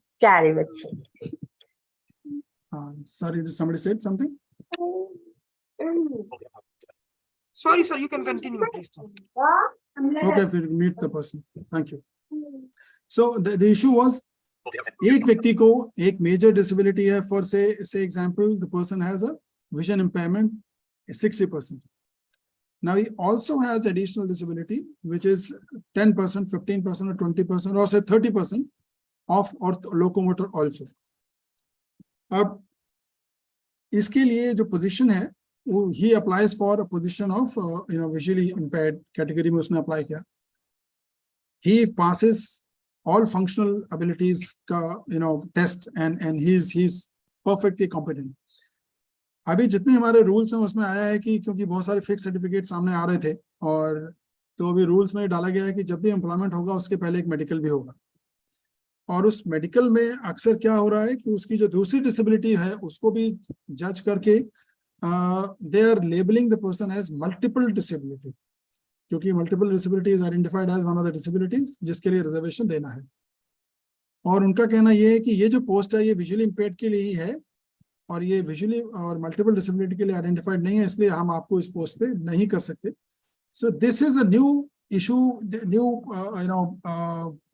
problem that people are facing, and people think that this policy need to really be looked at holistically. और जो मेजर डिसेबिलिटी है उसको ही आप काउंट करें. अब एक और एग्जांपल अभी मैंने आपको देना चाहूंगा स्पीच डिसेबिलिटी का. सो एक पोजीशन है विच इज आइडेंटिफाइड फॉर से person with locomotor and he has a lalling speech और थोड़ा सा स्पीच में हल्का सा तोतलापन है. इससे पहले कि हमारी जो डिसेबिलिटी के जो रूल्स है या जो सर्टिफिकेशन ऑफ डिसेबिलिटी के जो स्टैंडर्ड्स थे उसमें जो भी न्यूरोलॉजिकल डिसेबिलिटी हैं इस तरह की, लैरिंग स्पीच है या हल्का सा कंपन है हाथ में, इन सब को ऑर्थो लोकोमोटर में ही डालते थे, एंड इफ जो मेजर डिसेबिलिटी है उसको ही काउंट करते थे. अभी क्या हो रहा है, because speech and language disability is a separate disability identified, और उसकी वजह से उस व्यक्तियों को लेबल किया जा रहा है that you have a neurological impairment and this position is not identified for. I'm saying the policy gaps that exist and people are advocating, people are fighting for this. So just two examples that I said कि किस तरह से policies में बदलाव की आवश्यकता है और लोग उसके लिए persons with disabilities are coming up and fighting. I'll come to another example which is जो संस्थाएं हैं हमारी सेल्फ हेल्प ग्रुप्स हैं, इनका एक बहुत बड़ा रोल है इन एड्रेसिंग. कई बार क्या होता है कि अरे we are not really concern with सरकारी नौकरी, क्यों हमें तो ना वो करनी है ना हमारे वो इश्यूज हैं, so we are only concern with larger rehab and larger other areas. So उसमें इस इशू को सपोर्ट जो मिलना चाहिए बाकी पूरे एंटायर सेक्टर का वो नहीं मिल पाता है. वो एक सूर से एक व्यक्ति की फाइट बन के रह जाता है, which is a concern. So perhaps we need to take a holistic view on this कि इस तरह के जो नई चीजें आ रही हैं, टीथिंग इश्यूज जो आ रहे हैं in implementation of this policies, especially reservation, is something that we really need to address as a community. एक साथ मिलकर लोग एक साथ खड़े होकर इसको एड्रेस करें. ये एक एग्जांपल है, मैंने एक पहला एग्जांपल दिया जिसमें एड्रेस हो गया है, और बाकी एग्जांपल है ये जब आप उसको वर्बलाइज करते हैं और मैक्सिमम 3% 4% मिनिमम रिजर्वेशन को जब मैक्सिमम बनाने की कोशिश होती है from the authorities who are implementing the situation, the reservations, उस जगह एक larger advocacy, larger policy को देखने की परखने की आवश्यकता है. एक recent example मैं एक और देता हूँ कि जब भारत सरकार पॉलिसीज बनाती है, स्टेट गवर्नमेंट पॉलिसीज बनाती हैं या इम्प्लीमेंट करते हैं या उनका रॉन्ग इम्प्लीमेंटेशन करते हैं, तो किस तरह से डिसेबिलिटी की जो ऑर्गेनाइजेशंस हैं या जो खुद एक्टिविस्ट हैं वो किस तरह से उसको चैलेंज कर सकते हैं. अब मैं देखता हूँ बहुत वाइब्रेंट सेक्टर हो गया. अभी बहुत सारी गाइडलाइंस बनी है रिसेंटली पिछले 1-2 सालों में, और मैंने देखा पूरे सेक्टर का बहुत अच्छा वाइब्रेंट पार्टिसिपेशन था. सेक्टर ने कहा अभी हमें थोड़ा समय चाहिए इसको समझने के लिए, इस पॉलिसी को, और इसके ऊपर कमेंट देने से पहले समय चाहिए. सो जो लेजिस्लेटिव फ्रेमवर्क है उसके अनुसार कम से कम 30 दिन का समय दिया जाना जरूरी है किसी भी पार्टिसिपेशन के, किसी भी इशू को समझने के लिए और उस पर रिस्पॉन्स लेने के लिए. बहुत बार 10 दिन, 5 दिन 15 दिन 20 दिन के अंदर आप कमेंट करो, इसके बाद हम फाइनलाइज करेंगे। ऐसा इसको चैलेंज किया गया। I can name the Disability Right Alliance, DRA, wonderfully, lot of institutions together. Vaishnavi, our colleague Vaishnavi Jaikumar actively led this. And of course, I'm not naming, I can't name so many people who supported in this, but इस तरह की policies को challenge किया गया, उनको कहा गया जी 30 दिन का आप समय दीजिए ताकि लोग समझें। और सरकार की तरफ से अभी इस तरह के प्रयास नहीं हो रहे हैं कि they actively reach out to persons with disabilities for seeking their comments. जब से ICT का जो मैकेनिज्म है उसमें आपने वेबसाइट पे डाल दिया, you put it on website, certain draft for comments, and at the end of 30 days you will take it up for, और लोगों को नहीं पता चलता कि वो, so I think एक आवश्यकता है सरकार की तरफ से भी और अथॉरिटीज की तरफ से भी और NGOs की तरफ से भी जिनको वो आता है डॉक्यूमेंट, कि वो पूरे सेक्टर के साथ उसको शेयर करें और उसके ऊपर एक अवेयरनेस। मुझे याद पड़ता है कि जब हम बात कर रहे थे, जब यूएन कन्वेंशन को समझने की बात थी कि किस तरह से यूएन कन्वेंशन को हम समझ के एक इंडियन लॉ बनाएंगे, मास स्केल पर एनसीपीडीपी ने और अन्य संस्था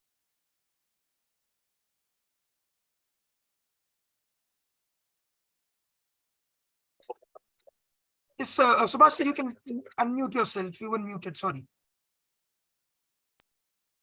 Sorry, I don't know from how long I was unmuted, but then मैं बता रहा था कि किस तरह से ऑर्गेनाइजेशन जो है वो इन नए विषयों पर, पॉलिसीज पर, लॉज पर किस तरह से अवेयरनेस रेजिंग सेशंस कर सकते हैं, और सरकार भी उसमें सहयोग कर सकती है कि संस्थाओं को साथ लेकर, सेल्फ हेल्प ग्रुप्स को साथ लेकर, एंटायर सेक्टर को साथ लेकर, we actually have consultations that are really inclusive before deciding on these standards and guidelines. I understand there are experts on these committees, many of experts on these committees, पर आवश्यकता है कि entire sector understands it, because जब तक वो policy जिसके लिए बन रही है वो यदि उसको नहीं जानेगा, वो यदि इस पर कमेंट नहीं करेगा, वो उसको एकीकृत नहीं करेगा, समझेगा नहीं, तब तक वो पॉलिसी ग्राउंड पे इंप्लीमेंट नहीं होगी। So what is needed is involvement of sector people, of persons with disabilities, of self-help groups, of organizations, and not just experts and certain bureaucrats. I completely agree on this. I want to supplement what Dr. Satyendra said. कानून में लिखा है कि commissioner disability, जो chief commissioner disability का office है, उसमें there will be 3 commissioners, 1 chief commissioner and 2 commissioners, and one of the commissioners preferably would be a woman, and 1 commissioner would be a person with disability. Now, how many people have actually fought up this to ensure that the second commissioner with a disability is appointed, and he is a person with disability rather than any bureaucrat or any person appointed, who's not disabled, or how do whether we see a woman in that position. So ये जो policies हैं, बड़ी policies बन जाती है, but उसके बाद उसका जो implementation है वो बहुत important है, उसमें पूरे sector को involve होना बहुत आवश्यक है. So I think I'll just stop it here. And maybe there'll be many questions, I'm sure, and we'll respond to questions on this.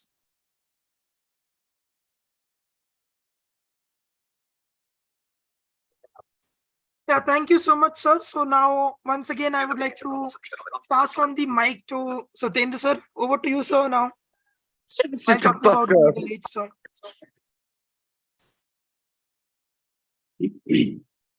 Thank you, Jay. अभी चुनावों का माहौल है, यूनिवर्सिटी ऑफ दिल्ली में इलेक्शंस होने वाले हैं और बहुत सारे लोग आ रहे हैं वोट मांगने के लिए। हो गए सर, हो गए, कल था। हो गए? हाँ सर, कल था। नहीं, वो दूसरों का इलेक्शन था ना, अभी एक और है। There is one more for Duta executive.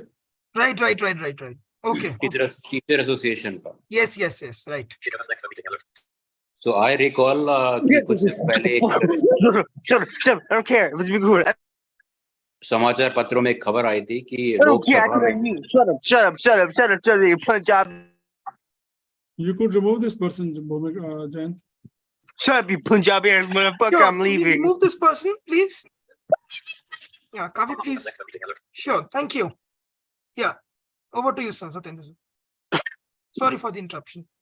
हाँ, तो ये जो खबर एक समाचार पत्रों में आई थी कि मिनिस्टर ऑफ स्टेट हैं, जो हमारे मिनिस्ट्री ऑफ एजुकेशन के सुभाष सरकार जी, उन्होंने लोकसभा में डेटा दिया था कि कितनी 45 सेंट्रल यूनिवर्सिटीज में कितने फैकल्टी पोस्ट पर ओबीसी और SC ST लोग हैं।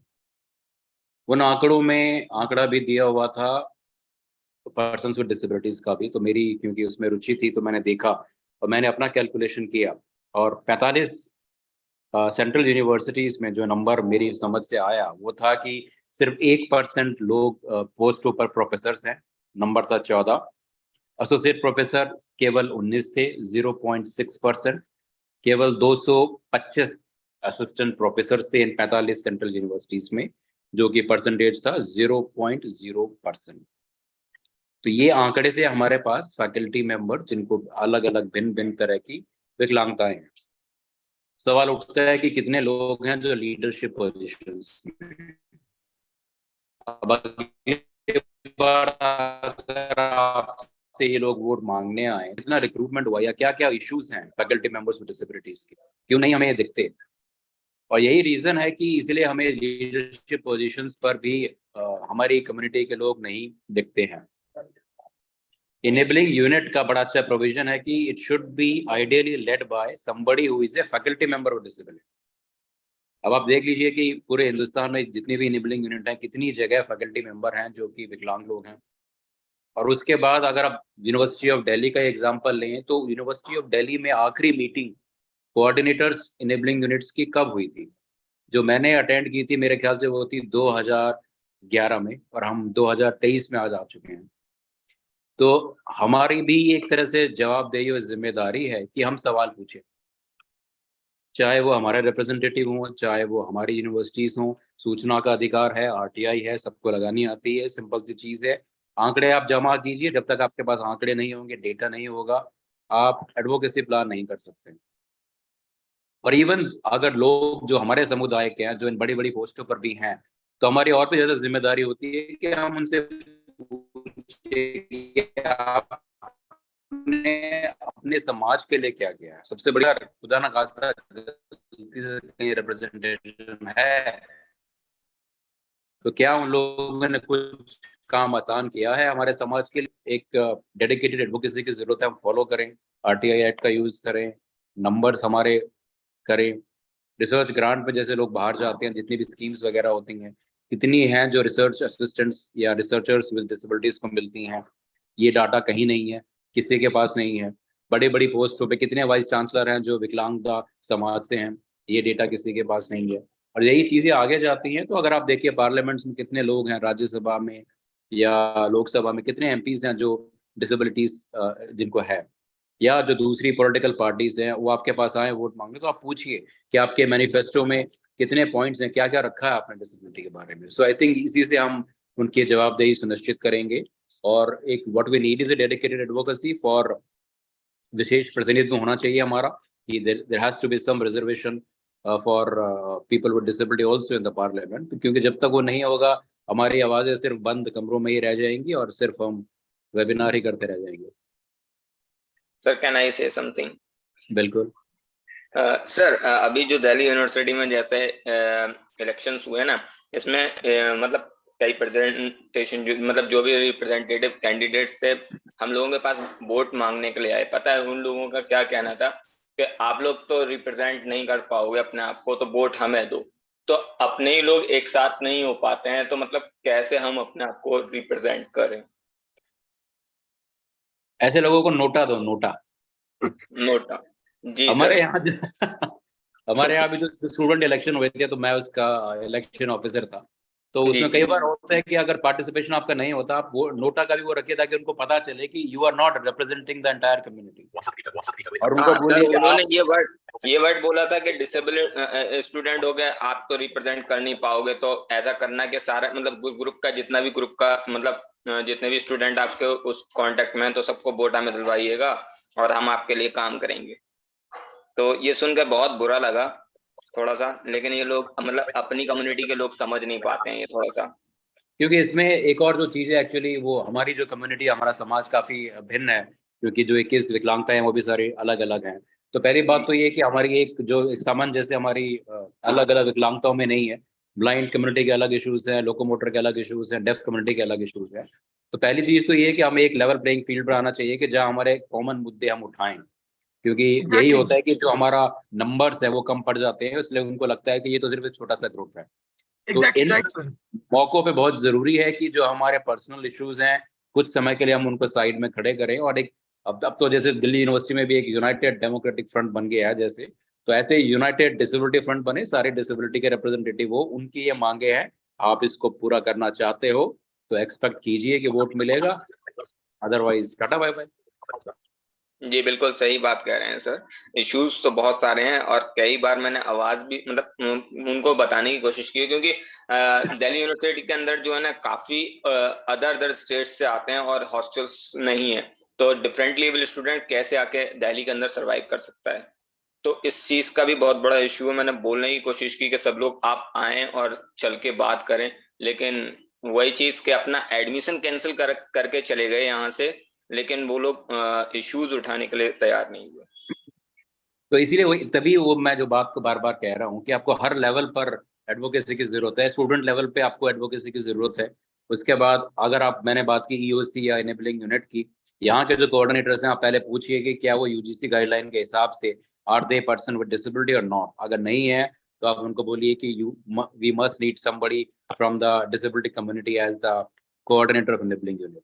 तो हर लेवल पर आके जब हम सवाल पूछेंगे तभी हमारी आवाज ऊपर जाएगी, नहीं तो हम सिर्फ अपने में ही अपनी बातें करते रहेंगे। Exactly right sir. अभी जैसे अभी जिन्होंने भी बताया अपना एग्जांपल, जैसे भी आप यूनिवर्सिटी ऑफ दिल्ली का एग्जांपल सुन रहे थे कि कैसे पॉलिटिकल एंगेजमेंट के अंदर पीपल विद डिसेबिलिटीज को डिसरिगार्ड किया गया, तो हमने ये देखा है। तो हम अपने लास्ट सेशन की तरफ या लास्ट जर्नी ऑफ लाइफ की तरफ बढ़ते हैं, जो कि है आपका एडल्ट एज। अब हम इस सेशन के अंदर अपने यूनिक चैलेंजेस जो पीपल विद एडल्ट एज वो डिसेबिलिटीज हैं उनके बारे में बात करेंगे, उनके क्या चैलेंजेस हैं, क्या उनके लिए एक्सेसिबल प्रोसीजर हो सकता है फॉर वोटिंग और फॉर कैंपेनिंग, अगर वो कल को करते हैं तो क्या हो सकती है, what could be the possibilities, what could be explored out for that thing. इस तरीके की हम एडल्ट एज की जो यूनिक डिसेबिलिटीज हैं या यूनिक इश्यूज हैं उनके क्या सॉल्यूशंस हो सकते हैं और क्या स्ट्रेटजीज हम ला सकते हैं या कैसे हम पॉलिसीज ला सकते हैं कि जो उनके जो इश्यूज हैं एडल्ट विद डिसेबिलिटीज के, एडल्ट एज विद डिसेबिलिटीज के, उनको हम कॉन्फ़िगर कर पाए। क्योंकि एडल्ट एज विद डिसेबिलिटीज जो एक ऐसी एज है लाइफ के अंदर जहां हम देखते हैं कि मोस्ट वल्नरेबल एक एज होती है, जहां की जिसमें इंसान is not left out with that power of political engagement, either it's voting, either it's contesting, either it's nomination or anything. अब nomination की बात नहीं करेंगे, मैं इसको थोड़ा सा expand करूंगा क्योंकि लास्ट सेशन है, तो इसको expand करूंगा मैं up to the voting। हम लोग कभी नहीं देखते कि जो एक कि जो काउंटिंग प्रोसीजर है उसके अंदर कोई पर्सन और डिसेबिलिटीज का कोई इन्वॉल्वमेंट या कोई पार्टिसिपेशन नहीं है। तो इसी के लिए, इसी पे हाईलाइट थ्रो करने के लिए I would request first to Satyendra sir to come in and then followed by Subhash sir, and then we can move out to the Q&A session. We have a limitation of time, sir, so I would request you to be short and crisp and very brief, and then we can move to the Q&A, sir. Thank you, sir. Over to you.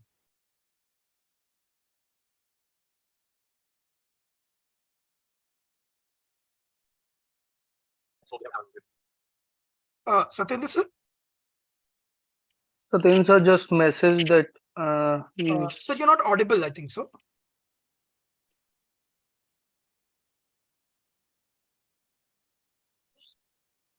Jayant, he has messaged on the group that there are heavy rains, so he might log out. Okay, so over to you, Subhash sir may continue, and if Satyendra sir comes in, then we can. Yeah, over to you, Subhash sir. Yeah, okay, Jen. See, I understand by adulthood, आप कहना चाह रहे थे old age. Right? Yes, right, sir. Right. Okay. So, issues of people with disabilities growing old are very unique and very unique in the sense, not really unique. So they actually, as it is the जो हमारी बुढ़ापा है आम लोगों का, when I say आम, non-disabled आम लोग, उनके बुढ़ापे में और persons with disabilities के बुढ़ापे में काफी समानताएं हैं, because बुढ़ापे में वैसे भी you start mimicking lot of disabilities, आपकी हियरिंग थोड़ी कम हो जाती है, आपकी चलने फिरने में मोबिलिटी के चैलेंजेस होते हैं, आपको थोड़ी याददाश्त भी थोड़ी कम होने लगती है, and you are dependent literally on others physical needs के लिए, थोड़ा सा दूसरों पे जितने लोग चल पाते हैं, जितने लोग जब तक इंडिपेंडेंट रह पाते हैं, otherwise you start becoming dependent on others. So ये सिचुएशन पर्सन विद डिसेबिलिटीज के केस में थोड़ा सा ग्रेव होती है। एंड आपके अभी तक आपके पेरेंट्स थे आपका ध्यान रखने के लिए, आपका साथ एक नेटवर्क था आपका ध्यान रखने के लिए। नाउ इस एज में आपके शायद वैसा सपोर्ट नेटवर्क नहीं है, आपके पेरेंट्स ओल्ड, आपसे भी ज्यादा, they may not be there only, क्योंकि आप बूढ़े हो रहे हैं, स्वाभाविक है पेरेंट्स बहुत बूढ़े होंगे या नहीं होंगे। तो ऐसे सिचुएशन, आपके बच्चे यदि शादी हुई है तो बच्चे होंगे, नहीं शादी हुई है तो सिबलिंग्स होंगे जो आपका ध्यान रख रहे होंगे या नहीं रख रहे होंगे, what ever situation. But issues ऐसे हुए, ऐसे आए हैं, ऐसे आ रहे हैं सामने कि काफी सारा नेग्लेक्ट बहुत से लोग महसूस करते हैं, या इफ डिसेबिलिटी इज एक्वायर्ड उस केस में भी this happens to lot of people. So और उनका पार्टिसिपेशन या उनका participation in community and participation in life, मैं आपको दो छोटे से एग्जांपल दूंगा। हमारे पड़ोस में एक शादी थी, सेकंड फ्लोर पे परिवार रहता था, उनके यहाँ पर करीब 15-20 रिश्तेदार आए जो ओल्ड एज थे, उसमें से कुछ काफी severely I would say mobility challenges थे उनको। एंड फ्लैट्स हैं, you can't climb to this because there is no lift. नीचे आए और आपने शगन का लिफाफा दिया और नीचे से नमस्ते बाय बाय किया, उन्होंने ऊपर छज्जे से झांका और अच्छा जी नमस्ते। So participation is restricted because of inaccessibility, and there were some people who could not even muster that courage to visit that family. You know, they phone पर ही बातचीत हो गई, WhatsApp पे बातचीत हो गई. So this happens to participation when you grow old or you have a disability which is limiting your mobility restrictions, and there is no support available. तो ये सिचुएशन होती है उस समय। कुछ लोगों के साथ और दिक्कत है जहां पर सपोर्ट ही नहीं है। बहुत सारे इंस्टीट्यूशंस इस काम के लिए बहुत आगे नहीं आ रहे हैं, और जो मेन स्ट्रीम इंस्टीट्यूशंस हैं वहां सबसे बड़ी दिक्कत है कि they are not equipped to handle persons needs of specific needs of person with disabilities. किसी भी ओल्ड एज होम में जाइए, आप उनको कहिए जी ये पर्सन विद डेफनेस है या ये पर्सन विद डिसेबिलिटी है, सो फर्स्ट पहला ही जो उनको रिएक्शन होता है, they are little reluctant, and especially in case you have dementia, if you have other conditions, they are even more reluctant. And ये actually business proposition भी बन गया। I'm giving you this a scene of what is currently happening, कि बहुत सारी दुकानें खुल गई in the name of these centers where family members who have money, जिनका पैसा महीने का 50,000, 80,000, 1 lakh, they can put their parents or put their members with disabilities into the institutions who will take care of them. ये एक business शुरू हो गया। नोएडा में आपको, नोएडा गुड़गांव में आपको कई सारे इंस्टीट्यूशंस में दिखा दूंगा जहां पर people are paying and keeping their elders persons or elder people with disabilities or who acquire disability. NGOs भी काफी सारे रिस्पॉन्ड कर रहे हैं इसको अपने तरीके से। For instance, National Association of Blind has come out with a home for elderly blind, जिनका कोई support network नहीं है इन द्वार का। I'm just giving you a few examples like this. So this is what the situation is. उनका participation in the community, I gave you an example of how participation happens in various areas because of lack of visitability in the community. दूसरे जो पड़ोस हैं, आपके रिश्तेदार हैं, आपकी जो community spaces हैं वो accessible नहीं है, उसकी वजह से आप visit भी नहीं कर पा रहे। And ये international concept जो है visitability का concept, I think gradually we need to insist even in India.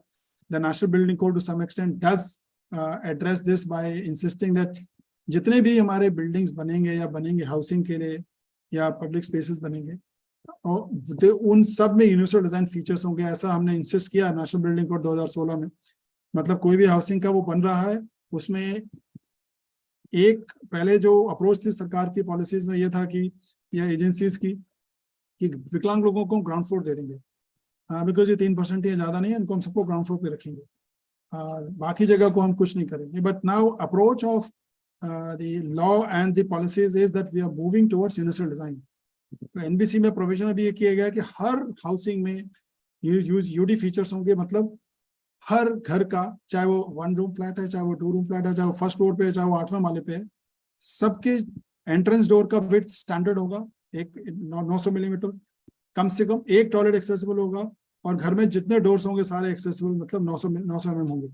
ये बेसिक फीचर्स हैं।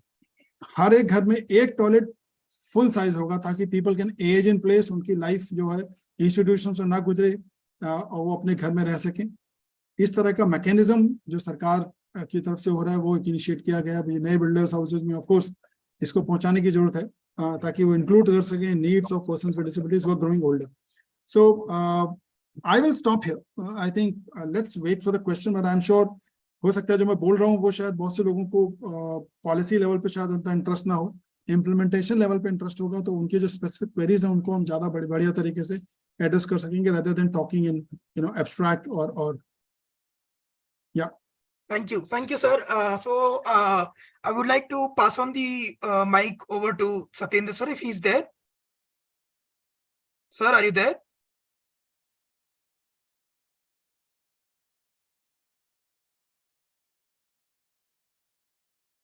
I think so. He's facing some technical glitches or some issues at his end.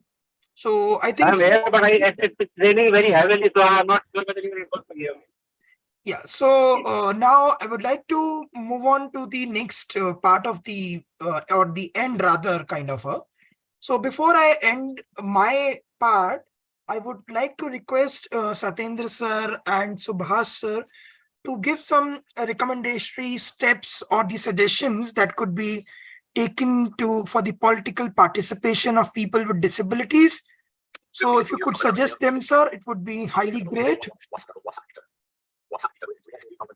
Okay, thank you, Jayant. I think हमने अपने अपने समय में सत्येंद्र जी ने भी और मैंने भी हमने अपने अपने एरिया में कुछ रिकमेंड किया है जब हमने बात की है, बट लार्जर रिकमेंडेशंस जो मैं बोलना चाहूँगा वो I can sum it up quickly. सबसे पहला है पार्टिसिपेशन ऑफ पीपल। पार्टिसिपेशन किसी फॉर्म में हो सकता है। We need to organize the disability space, we need to have more self help groups created in the and activated क्योंकि कभी आप सेल्फ हेल्प ग्रुप बनाते हैं और वो अक्सर एक्टिवेट नहीं हो पाते हैं क्योंकि लोगों के पास इंफॉर्मेशन नहीं है, लोग अपनी समस्याओं से जूझ रहे हैं, they are not really aware. तो awareness raising and organising the persons with disabilities as a community is something that we need to focus on as a major recommendation. और उनका कनेक्ट होना with larger organisations and larger networks of people with disabilities is equally important. सब लोग हैं connected, काफी सारे लोग भी कनेक्टेड हैं, कुछ लोग नहीं हैं, बट रूरल एरियाज में, सिटीज में बहुत से लोगों को पता नहीं चलता कि क्या इस एरिया में हो रहा है। अभी I was doing some work in UP and doing some evaluation. मैंने देखा वहाँ पर उनको ये भी नहीं पता है कि यूएन का सीआरपीडी क्या है, उनको ये भी नहीं पता कि नया कानून आ चुका है, उनको अभी भी ये नहीं पता कि रिजर्वेशन होता है या स्कूल में जाने पर कोई मना करेगा तो आप क्या एक्शन ले सकते हैं, what are the authorities available. So कुल मिलाकर awareness raising is something required within this sector by our leaders to other persons with disabilities, so mass organization and supporting them. Second is जब भी कोई policy बनती है या कोई भी उससे संबंधित कानून बन रहा है, कोई पॉलिसी बन रही है या इम्प्लीमेंटेशन में कोई दिक्कत आ रही है, तो इस सब के लिए we need to be using these forums, these mechanisms to discuss and see a resolution. क्योंकि हमारे यहाँ एक कहावत है, मैं अक्सर कहता हूँ कि even mother doesn't feed a child unless the child cries. So you need to really verbalize, you need to really cry, make a noise. As Satyanji just said, RTI is a huge tool. Some 7-8 years ago, I recall on behalf of All India Confederation of the Blind, Mr. Cole very actively, I mean, he's a soul who's really a born leader. उन्होंने कहा कि ये पूरे देश में जितनी universities हैं कि इम्प्लीमेंट नहीं कर रहे हैं रिजर्वेशन, हमारे जितने पढ़े लिखे लोग हैं वो कोई लेक्चरर नहीं बन पा रहा है, प्रोफेसर नहीं बन पा रहा है, चलो आरटीआई का कुछ करते हैं। एंड आई वाज कंसल्टेड और हमने उसके लिए आरटीआई का फॉर्मेट बनाया और सभी यूनिवर्सिटीज में भेजा। I am talking about 10 years ago। उस आरटीआई के 6 महीने के अंदर बहुत सारे आरटीआई के जवाब ये आए कि हाँ, हमने बैकलॉग का नोटिफिकेशन जारी कर दिया है और बाय दिस डेट हो जाएगा। कुछ लोगों ने कहा कि हमने कर दिया है, कुछ लोगों ने कहा अगले 3 महीने में हम सारा कंप्लीट कर देंगे, and they get the data. और अगले 6 महीने में we saw tremendous action just on the basis of the simple RTIs in different universities कि उन्होंने कितनी पोजीशंस खाली हैं ऑफ पर्सन्स विद डिसेबिलिटीज और कितने रजिस्ट्रेशंस को भरने के लिए उन्होंने इनिशिएट किया process. So you file RTIs, initiate representations, और आजकल रिप्रेजेंटेशन बनाने के लिए भी आपको सेल्फ हेल्प ग्रुप बहुत सारे टेक्नोलॉजी को यूज कर सकते हैं. You have ChatGPT, you got so many tools that are available currently. And then आपने ड्राफ्ट बनाया, उसके बाद you can consult a lawyer, consult organizations. I'm sure जो areas हैं persons with disabilities के under the act, जहाँ आप identify कर सकते हैं concerns, bring them forward. Let's do bombarding of RTIs and of representations from different stakeholders as a collective and as well as individual stakeholders. Because unless you verbalize, nothing happens. I mean, whether it is education, whether it is employment, whether it is rehabilitation, support, old age, or pension schemes or reservations, it doesn't happen unless you verbalize. So I think this is one, one answer to most of our issues. The other, the second answer probably was raising awareness and attitudinal change in the community. It doesn't happen overnight. We need to really work hard on this so that the concept of ableism ka jo, you see everywhere in everybody's mind, the ableism mindset is so much rampant. Isko address karne ki zarurat hai. Law provides for training for various areas, but training ka impact kya hua, uske baad unme kya badlav aaya, that is something that is to be seen. Or hum log apne example se, I'm sure we can do that work more effectively. So ye do mere summing up suggestions hain. Right. Or now we should be open to others. Let's look at what questions people have. Sure, sir. So before I go for the Q&A and pass on the mic, if Satyendra sir, if you are available, sir, if you could speak out, if you would be audible, we will let you know, sir.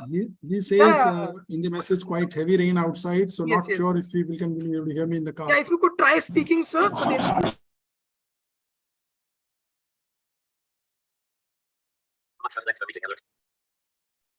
So you're not audible. Can you hear me? Yes, right. Loud and clear, sir. Yeah, so what's the question?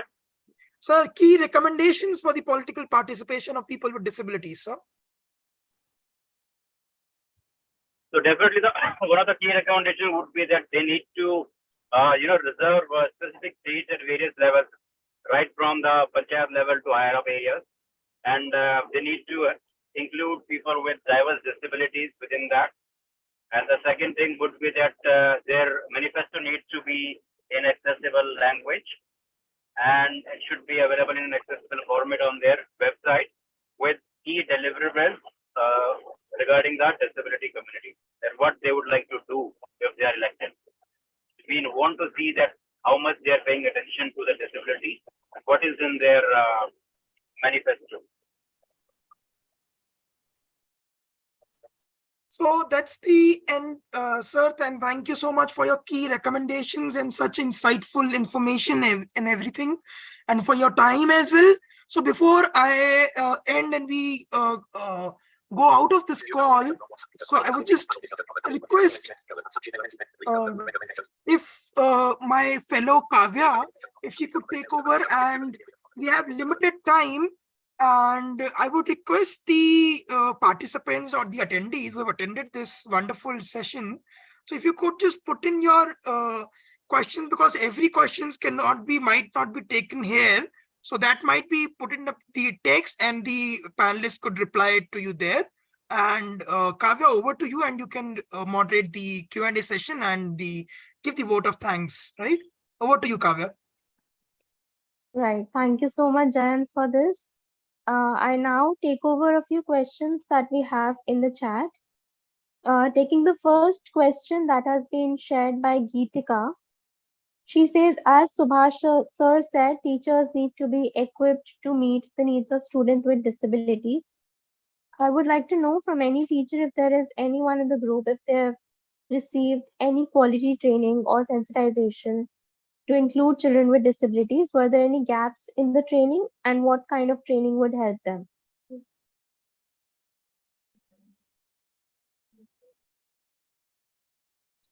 Sir, would you like to share some insight on that? There is. I can tell you, I was a faculty in DITE in Delhi, where I used to train the people who become teachers of primary schools in disability inclusion. And so I understand the training components are very limited. It's just 3 days specialized sessions on disability. Rest all, there is hardly any intervention to mainstream teachers. So disability and accessibility and inclusion of diverse needs within the primary education and must be a regular, subject. It is currently not there. I mean, I remember we were fighting with COA to ensure that accessibility is made an essential part of the course curriculum, and they only had an elective. And I'm glad the COA has now finally done MOA with the Department of Empowerment of Persons with Disabilities, and they're training their faculties to train accessibility to the students and as a mandatory subject rather than just an elective. तो I think ये teachers के लिए भी उतना ही लागू होता है. बाकी जितने हमारे प्रोफेशनल्स हैं जो हमारे जीवन में डॉक्टर्स हैं, डेंटिस्ट हैं, टीचर्स हैं, लॉयर्स हैं, जजेस हैं, all who impact our lives need to have a compulsory training course on disability inclusion, sensitization, and how to meet their needs and how to include them. तो ये is goes without saying, that is absolutely needed.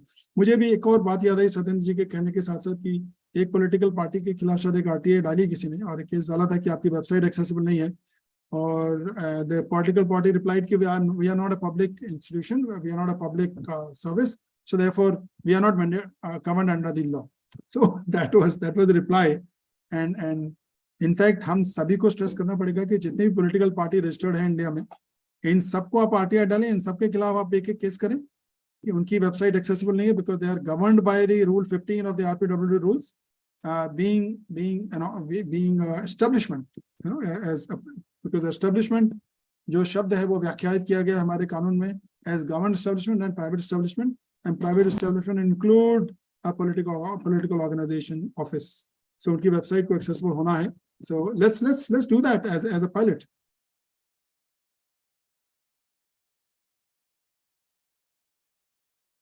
Right, sir. Thank you so much for sharing that.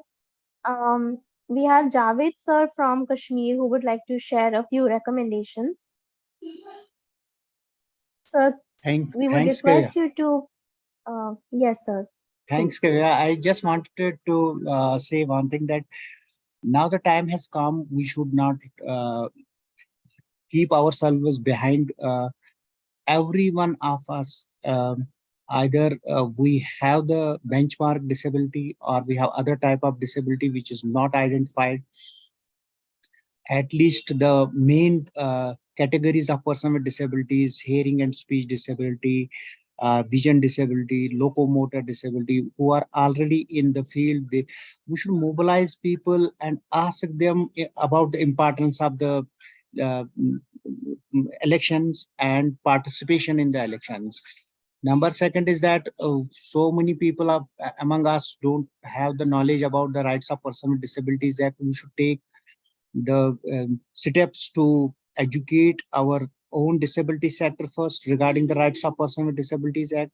Then we should also educate the stakeholders regarding the importance of rights of person with disabilities Act, its implementation, and also the steps to be taken to include person with disabilities in the process of elections. How government should help person with disabilities, hand-holding should be there to so that they can be the representatives at the ward level, at the panchayat level, at the municipality level. Things have to start somewhere. If we will wait again, it will take 40-50 years or decades to highlight our own people as leaders in the political participation. Whosoever is educated, we have lot of shrinkage in the livelihood, jobs, and other employability. But when we have our own representatives in the legislations, we have representatives at the local level, assembly level, parliamentary level, we can do something. We can change the routine process of ignoring person with disabilities. And for that, I just want to say you that follow-up should happen regarding these meetings, so that at state level we can mobilize people and ask them that it is going too late now. We should have to wake up and get into the political processes. When we have no representative to talk of our grave issues in the panchayat, in the forums like municipal councils and in the assembly and later in the parliament, then nobody will talk of ours, and we will not be able to motivate others to take our questions again and again in the parliament, because they too feel that it is a matter of minute population. But our population is not now minute because of the modernization, road accidents, fall from trees. There's so many one or other reason the disability sector has been increasing. There are a lot of persons with disabilities. The population is very high. It is unfortunate we don't have the proper census about the person with disabilities. Sometimes the animators don't see why the person is sleeping inside the house. They just go and say who is in our house, how many members are there. They even sometimes forget about asking questions, is any member in your house a person with disability? So we have to wake up, and whenever such processes happen, our sector should have a greater voice and ask everybody that we have to participate. We have to ask the government, we have to hammer the government somewhere. Otherwise, a day will come when person with disabilities will be a huge population, but it will be a silent, parasitic in nature population, and everyone will dislike us. We will not be liked anymore, and we will be again treated with the charity and with the means of giving, and we will not be the givers anyway. So legislation, participation in the politics, it is a right time to stand up, because now the country elections, panchayat elections, and so many elections are going on around the year, and we should not now be silent. And whatever we have to do, we have to awaken the leaders uh, who are presenting themselves at the state leaders, UT leaders. We have to wake up them also. We have to ask them also, formulate a strategy, mobilize the people, and whosoever is educated in our community, person with disabilities, we have to ask them, you have to take the lead. Otherwise, we will be again a dependent community. That should not happen. Thank you. Thank you so much, sir, for your very important and crucial recommendations. I would really like to apologize, and we will not be able to take any further questions since we have already overshot the time. Without further ado, I would like to pass it on to Sakshi for the closing remarks and conclusion. Hello everyone, good afternoon, and thank you for joining us today for the launch of the Access to All campaign. Here we will summarize today's session. We have discussed the early life and education for children with disability, youth transition and challenges of their higher education and employment in terms of policy implementation, and the most important topic, access to political spaces for people with disabilities. Now, I would like to thanks to everyone. It has been an inspiring and informative event filled with valuable insights into the critical issues of accessibility for people with disability in both political spaces and tourist destinations. First and foremost, I would like to extend my heartfelt gratitude to all our respective guests and panelists who have graced us with their presence and contributed their expertise to today's discussion. Your commitment to advocating for inclusivity and accessibility is truly commendable, and your insights have enriched our understanding of the challenges and opportunities ahead. We are also deeply grateful to all the organizations and individuals who have supported and sponsored this campaign. Your support, your support and dedication have made this event possible. and your ongoing commitment to the cause of accessibility is valuable. Lastly, I would like to thank each and every one of you, our audience, for your active participation and engagement during the today's panel discussion. Your questions and comments have added to depth to our conversation and underscore the urgency of the issues we have addressed here. As we conclude this launch event, let us carry forward the spirit of access to all and continue to advocate for equal access to inclusivity and for people with disability in both political spaces and tourist destinations. Together, we can make a difference and ensure that everyone, regardless of their ability, has the opportunity to fully participate in and enjoy all aspects of life. Thank you everyone once again for being part of this important initiative, and we look forward for your continued support as we work towards a more accessible and inclusive future for all. I want to especially thank NCPDP for their continued support and guidance, our chief guest, Justice Geeta Mittal ma'am, our panelists, Dr. Satyendra sir and Subhas sir. I also want to thank Bhumika Trust and co-organizer Kavya Mukhija. I also want to thank our interpreter, Atul and Aniket. And last but not the least, our wonderful audience. Thank you, everyone. Have a great afternoon. Thank you, Sakshi. Thank you, everyone. Thank you everyone for coming. Thank you everyone.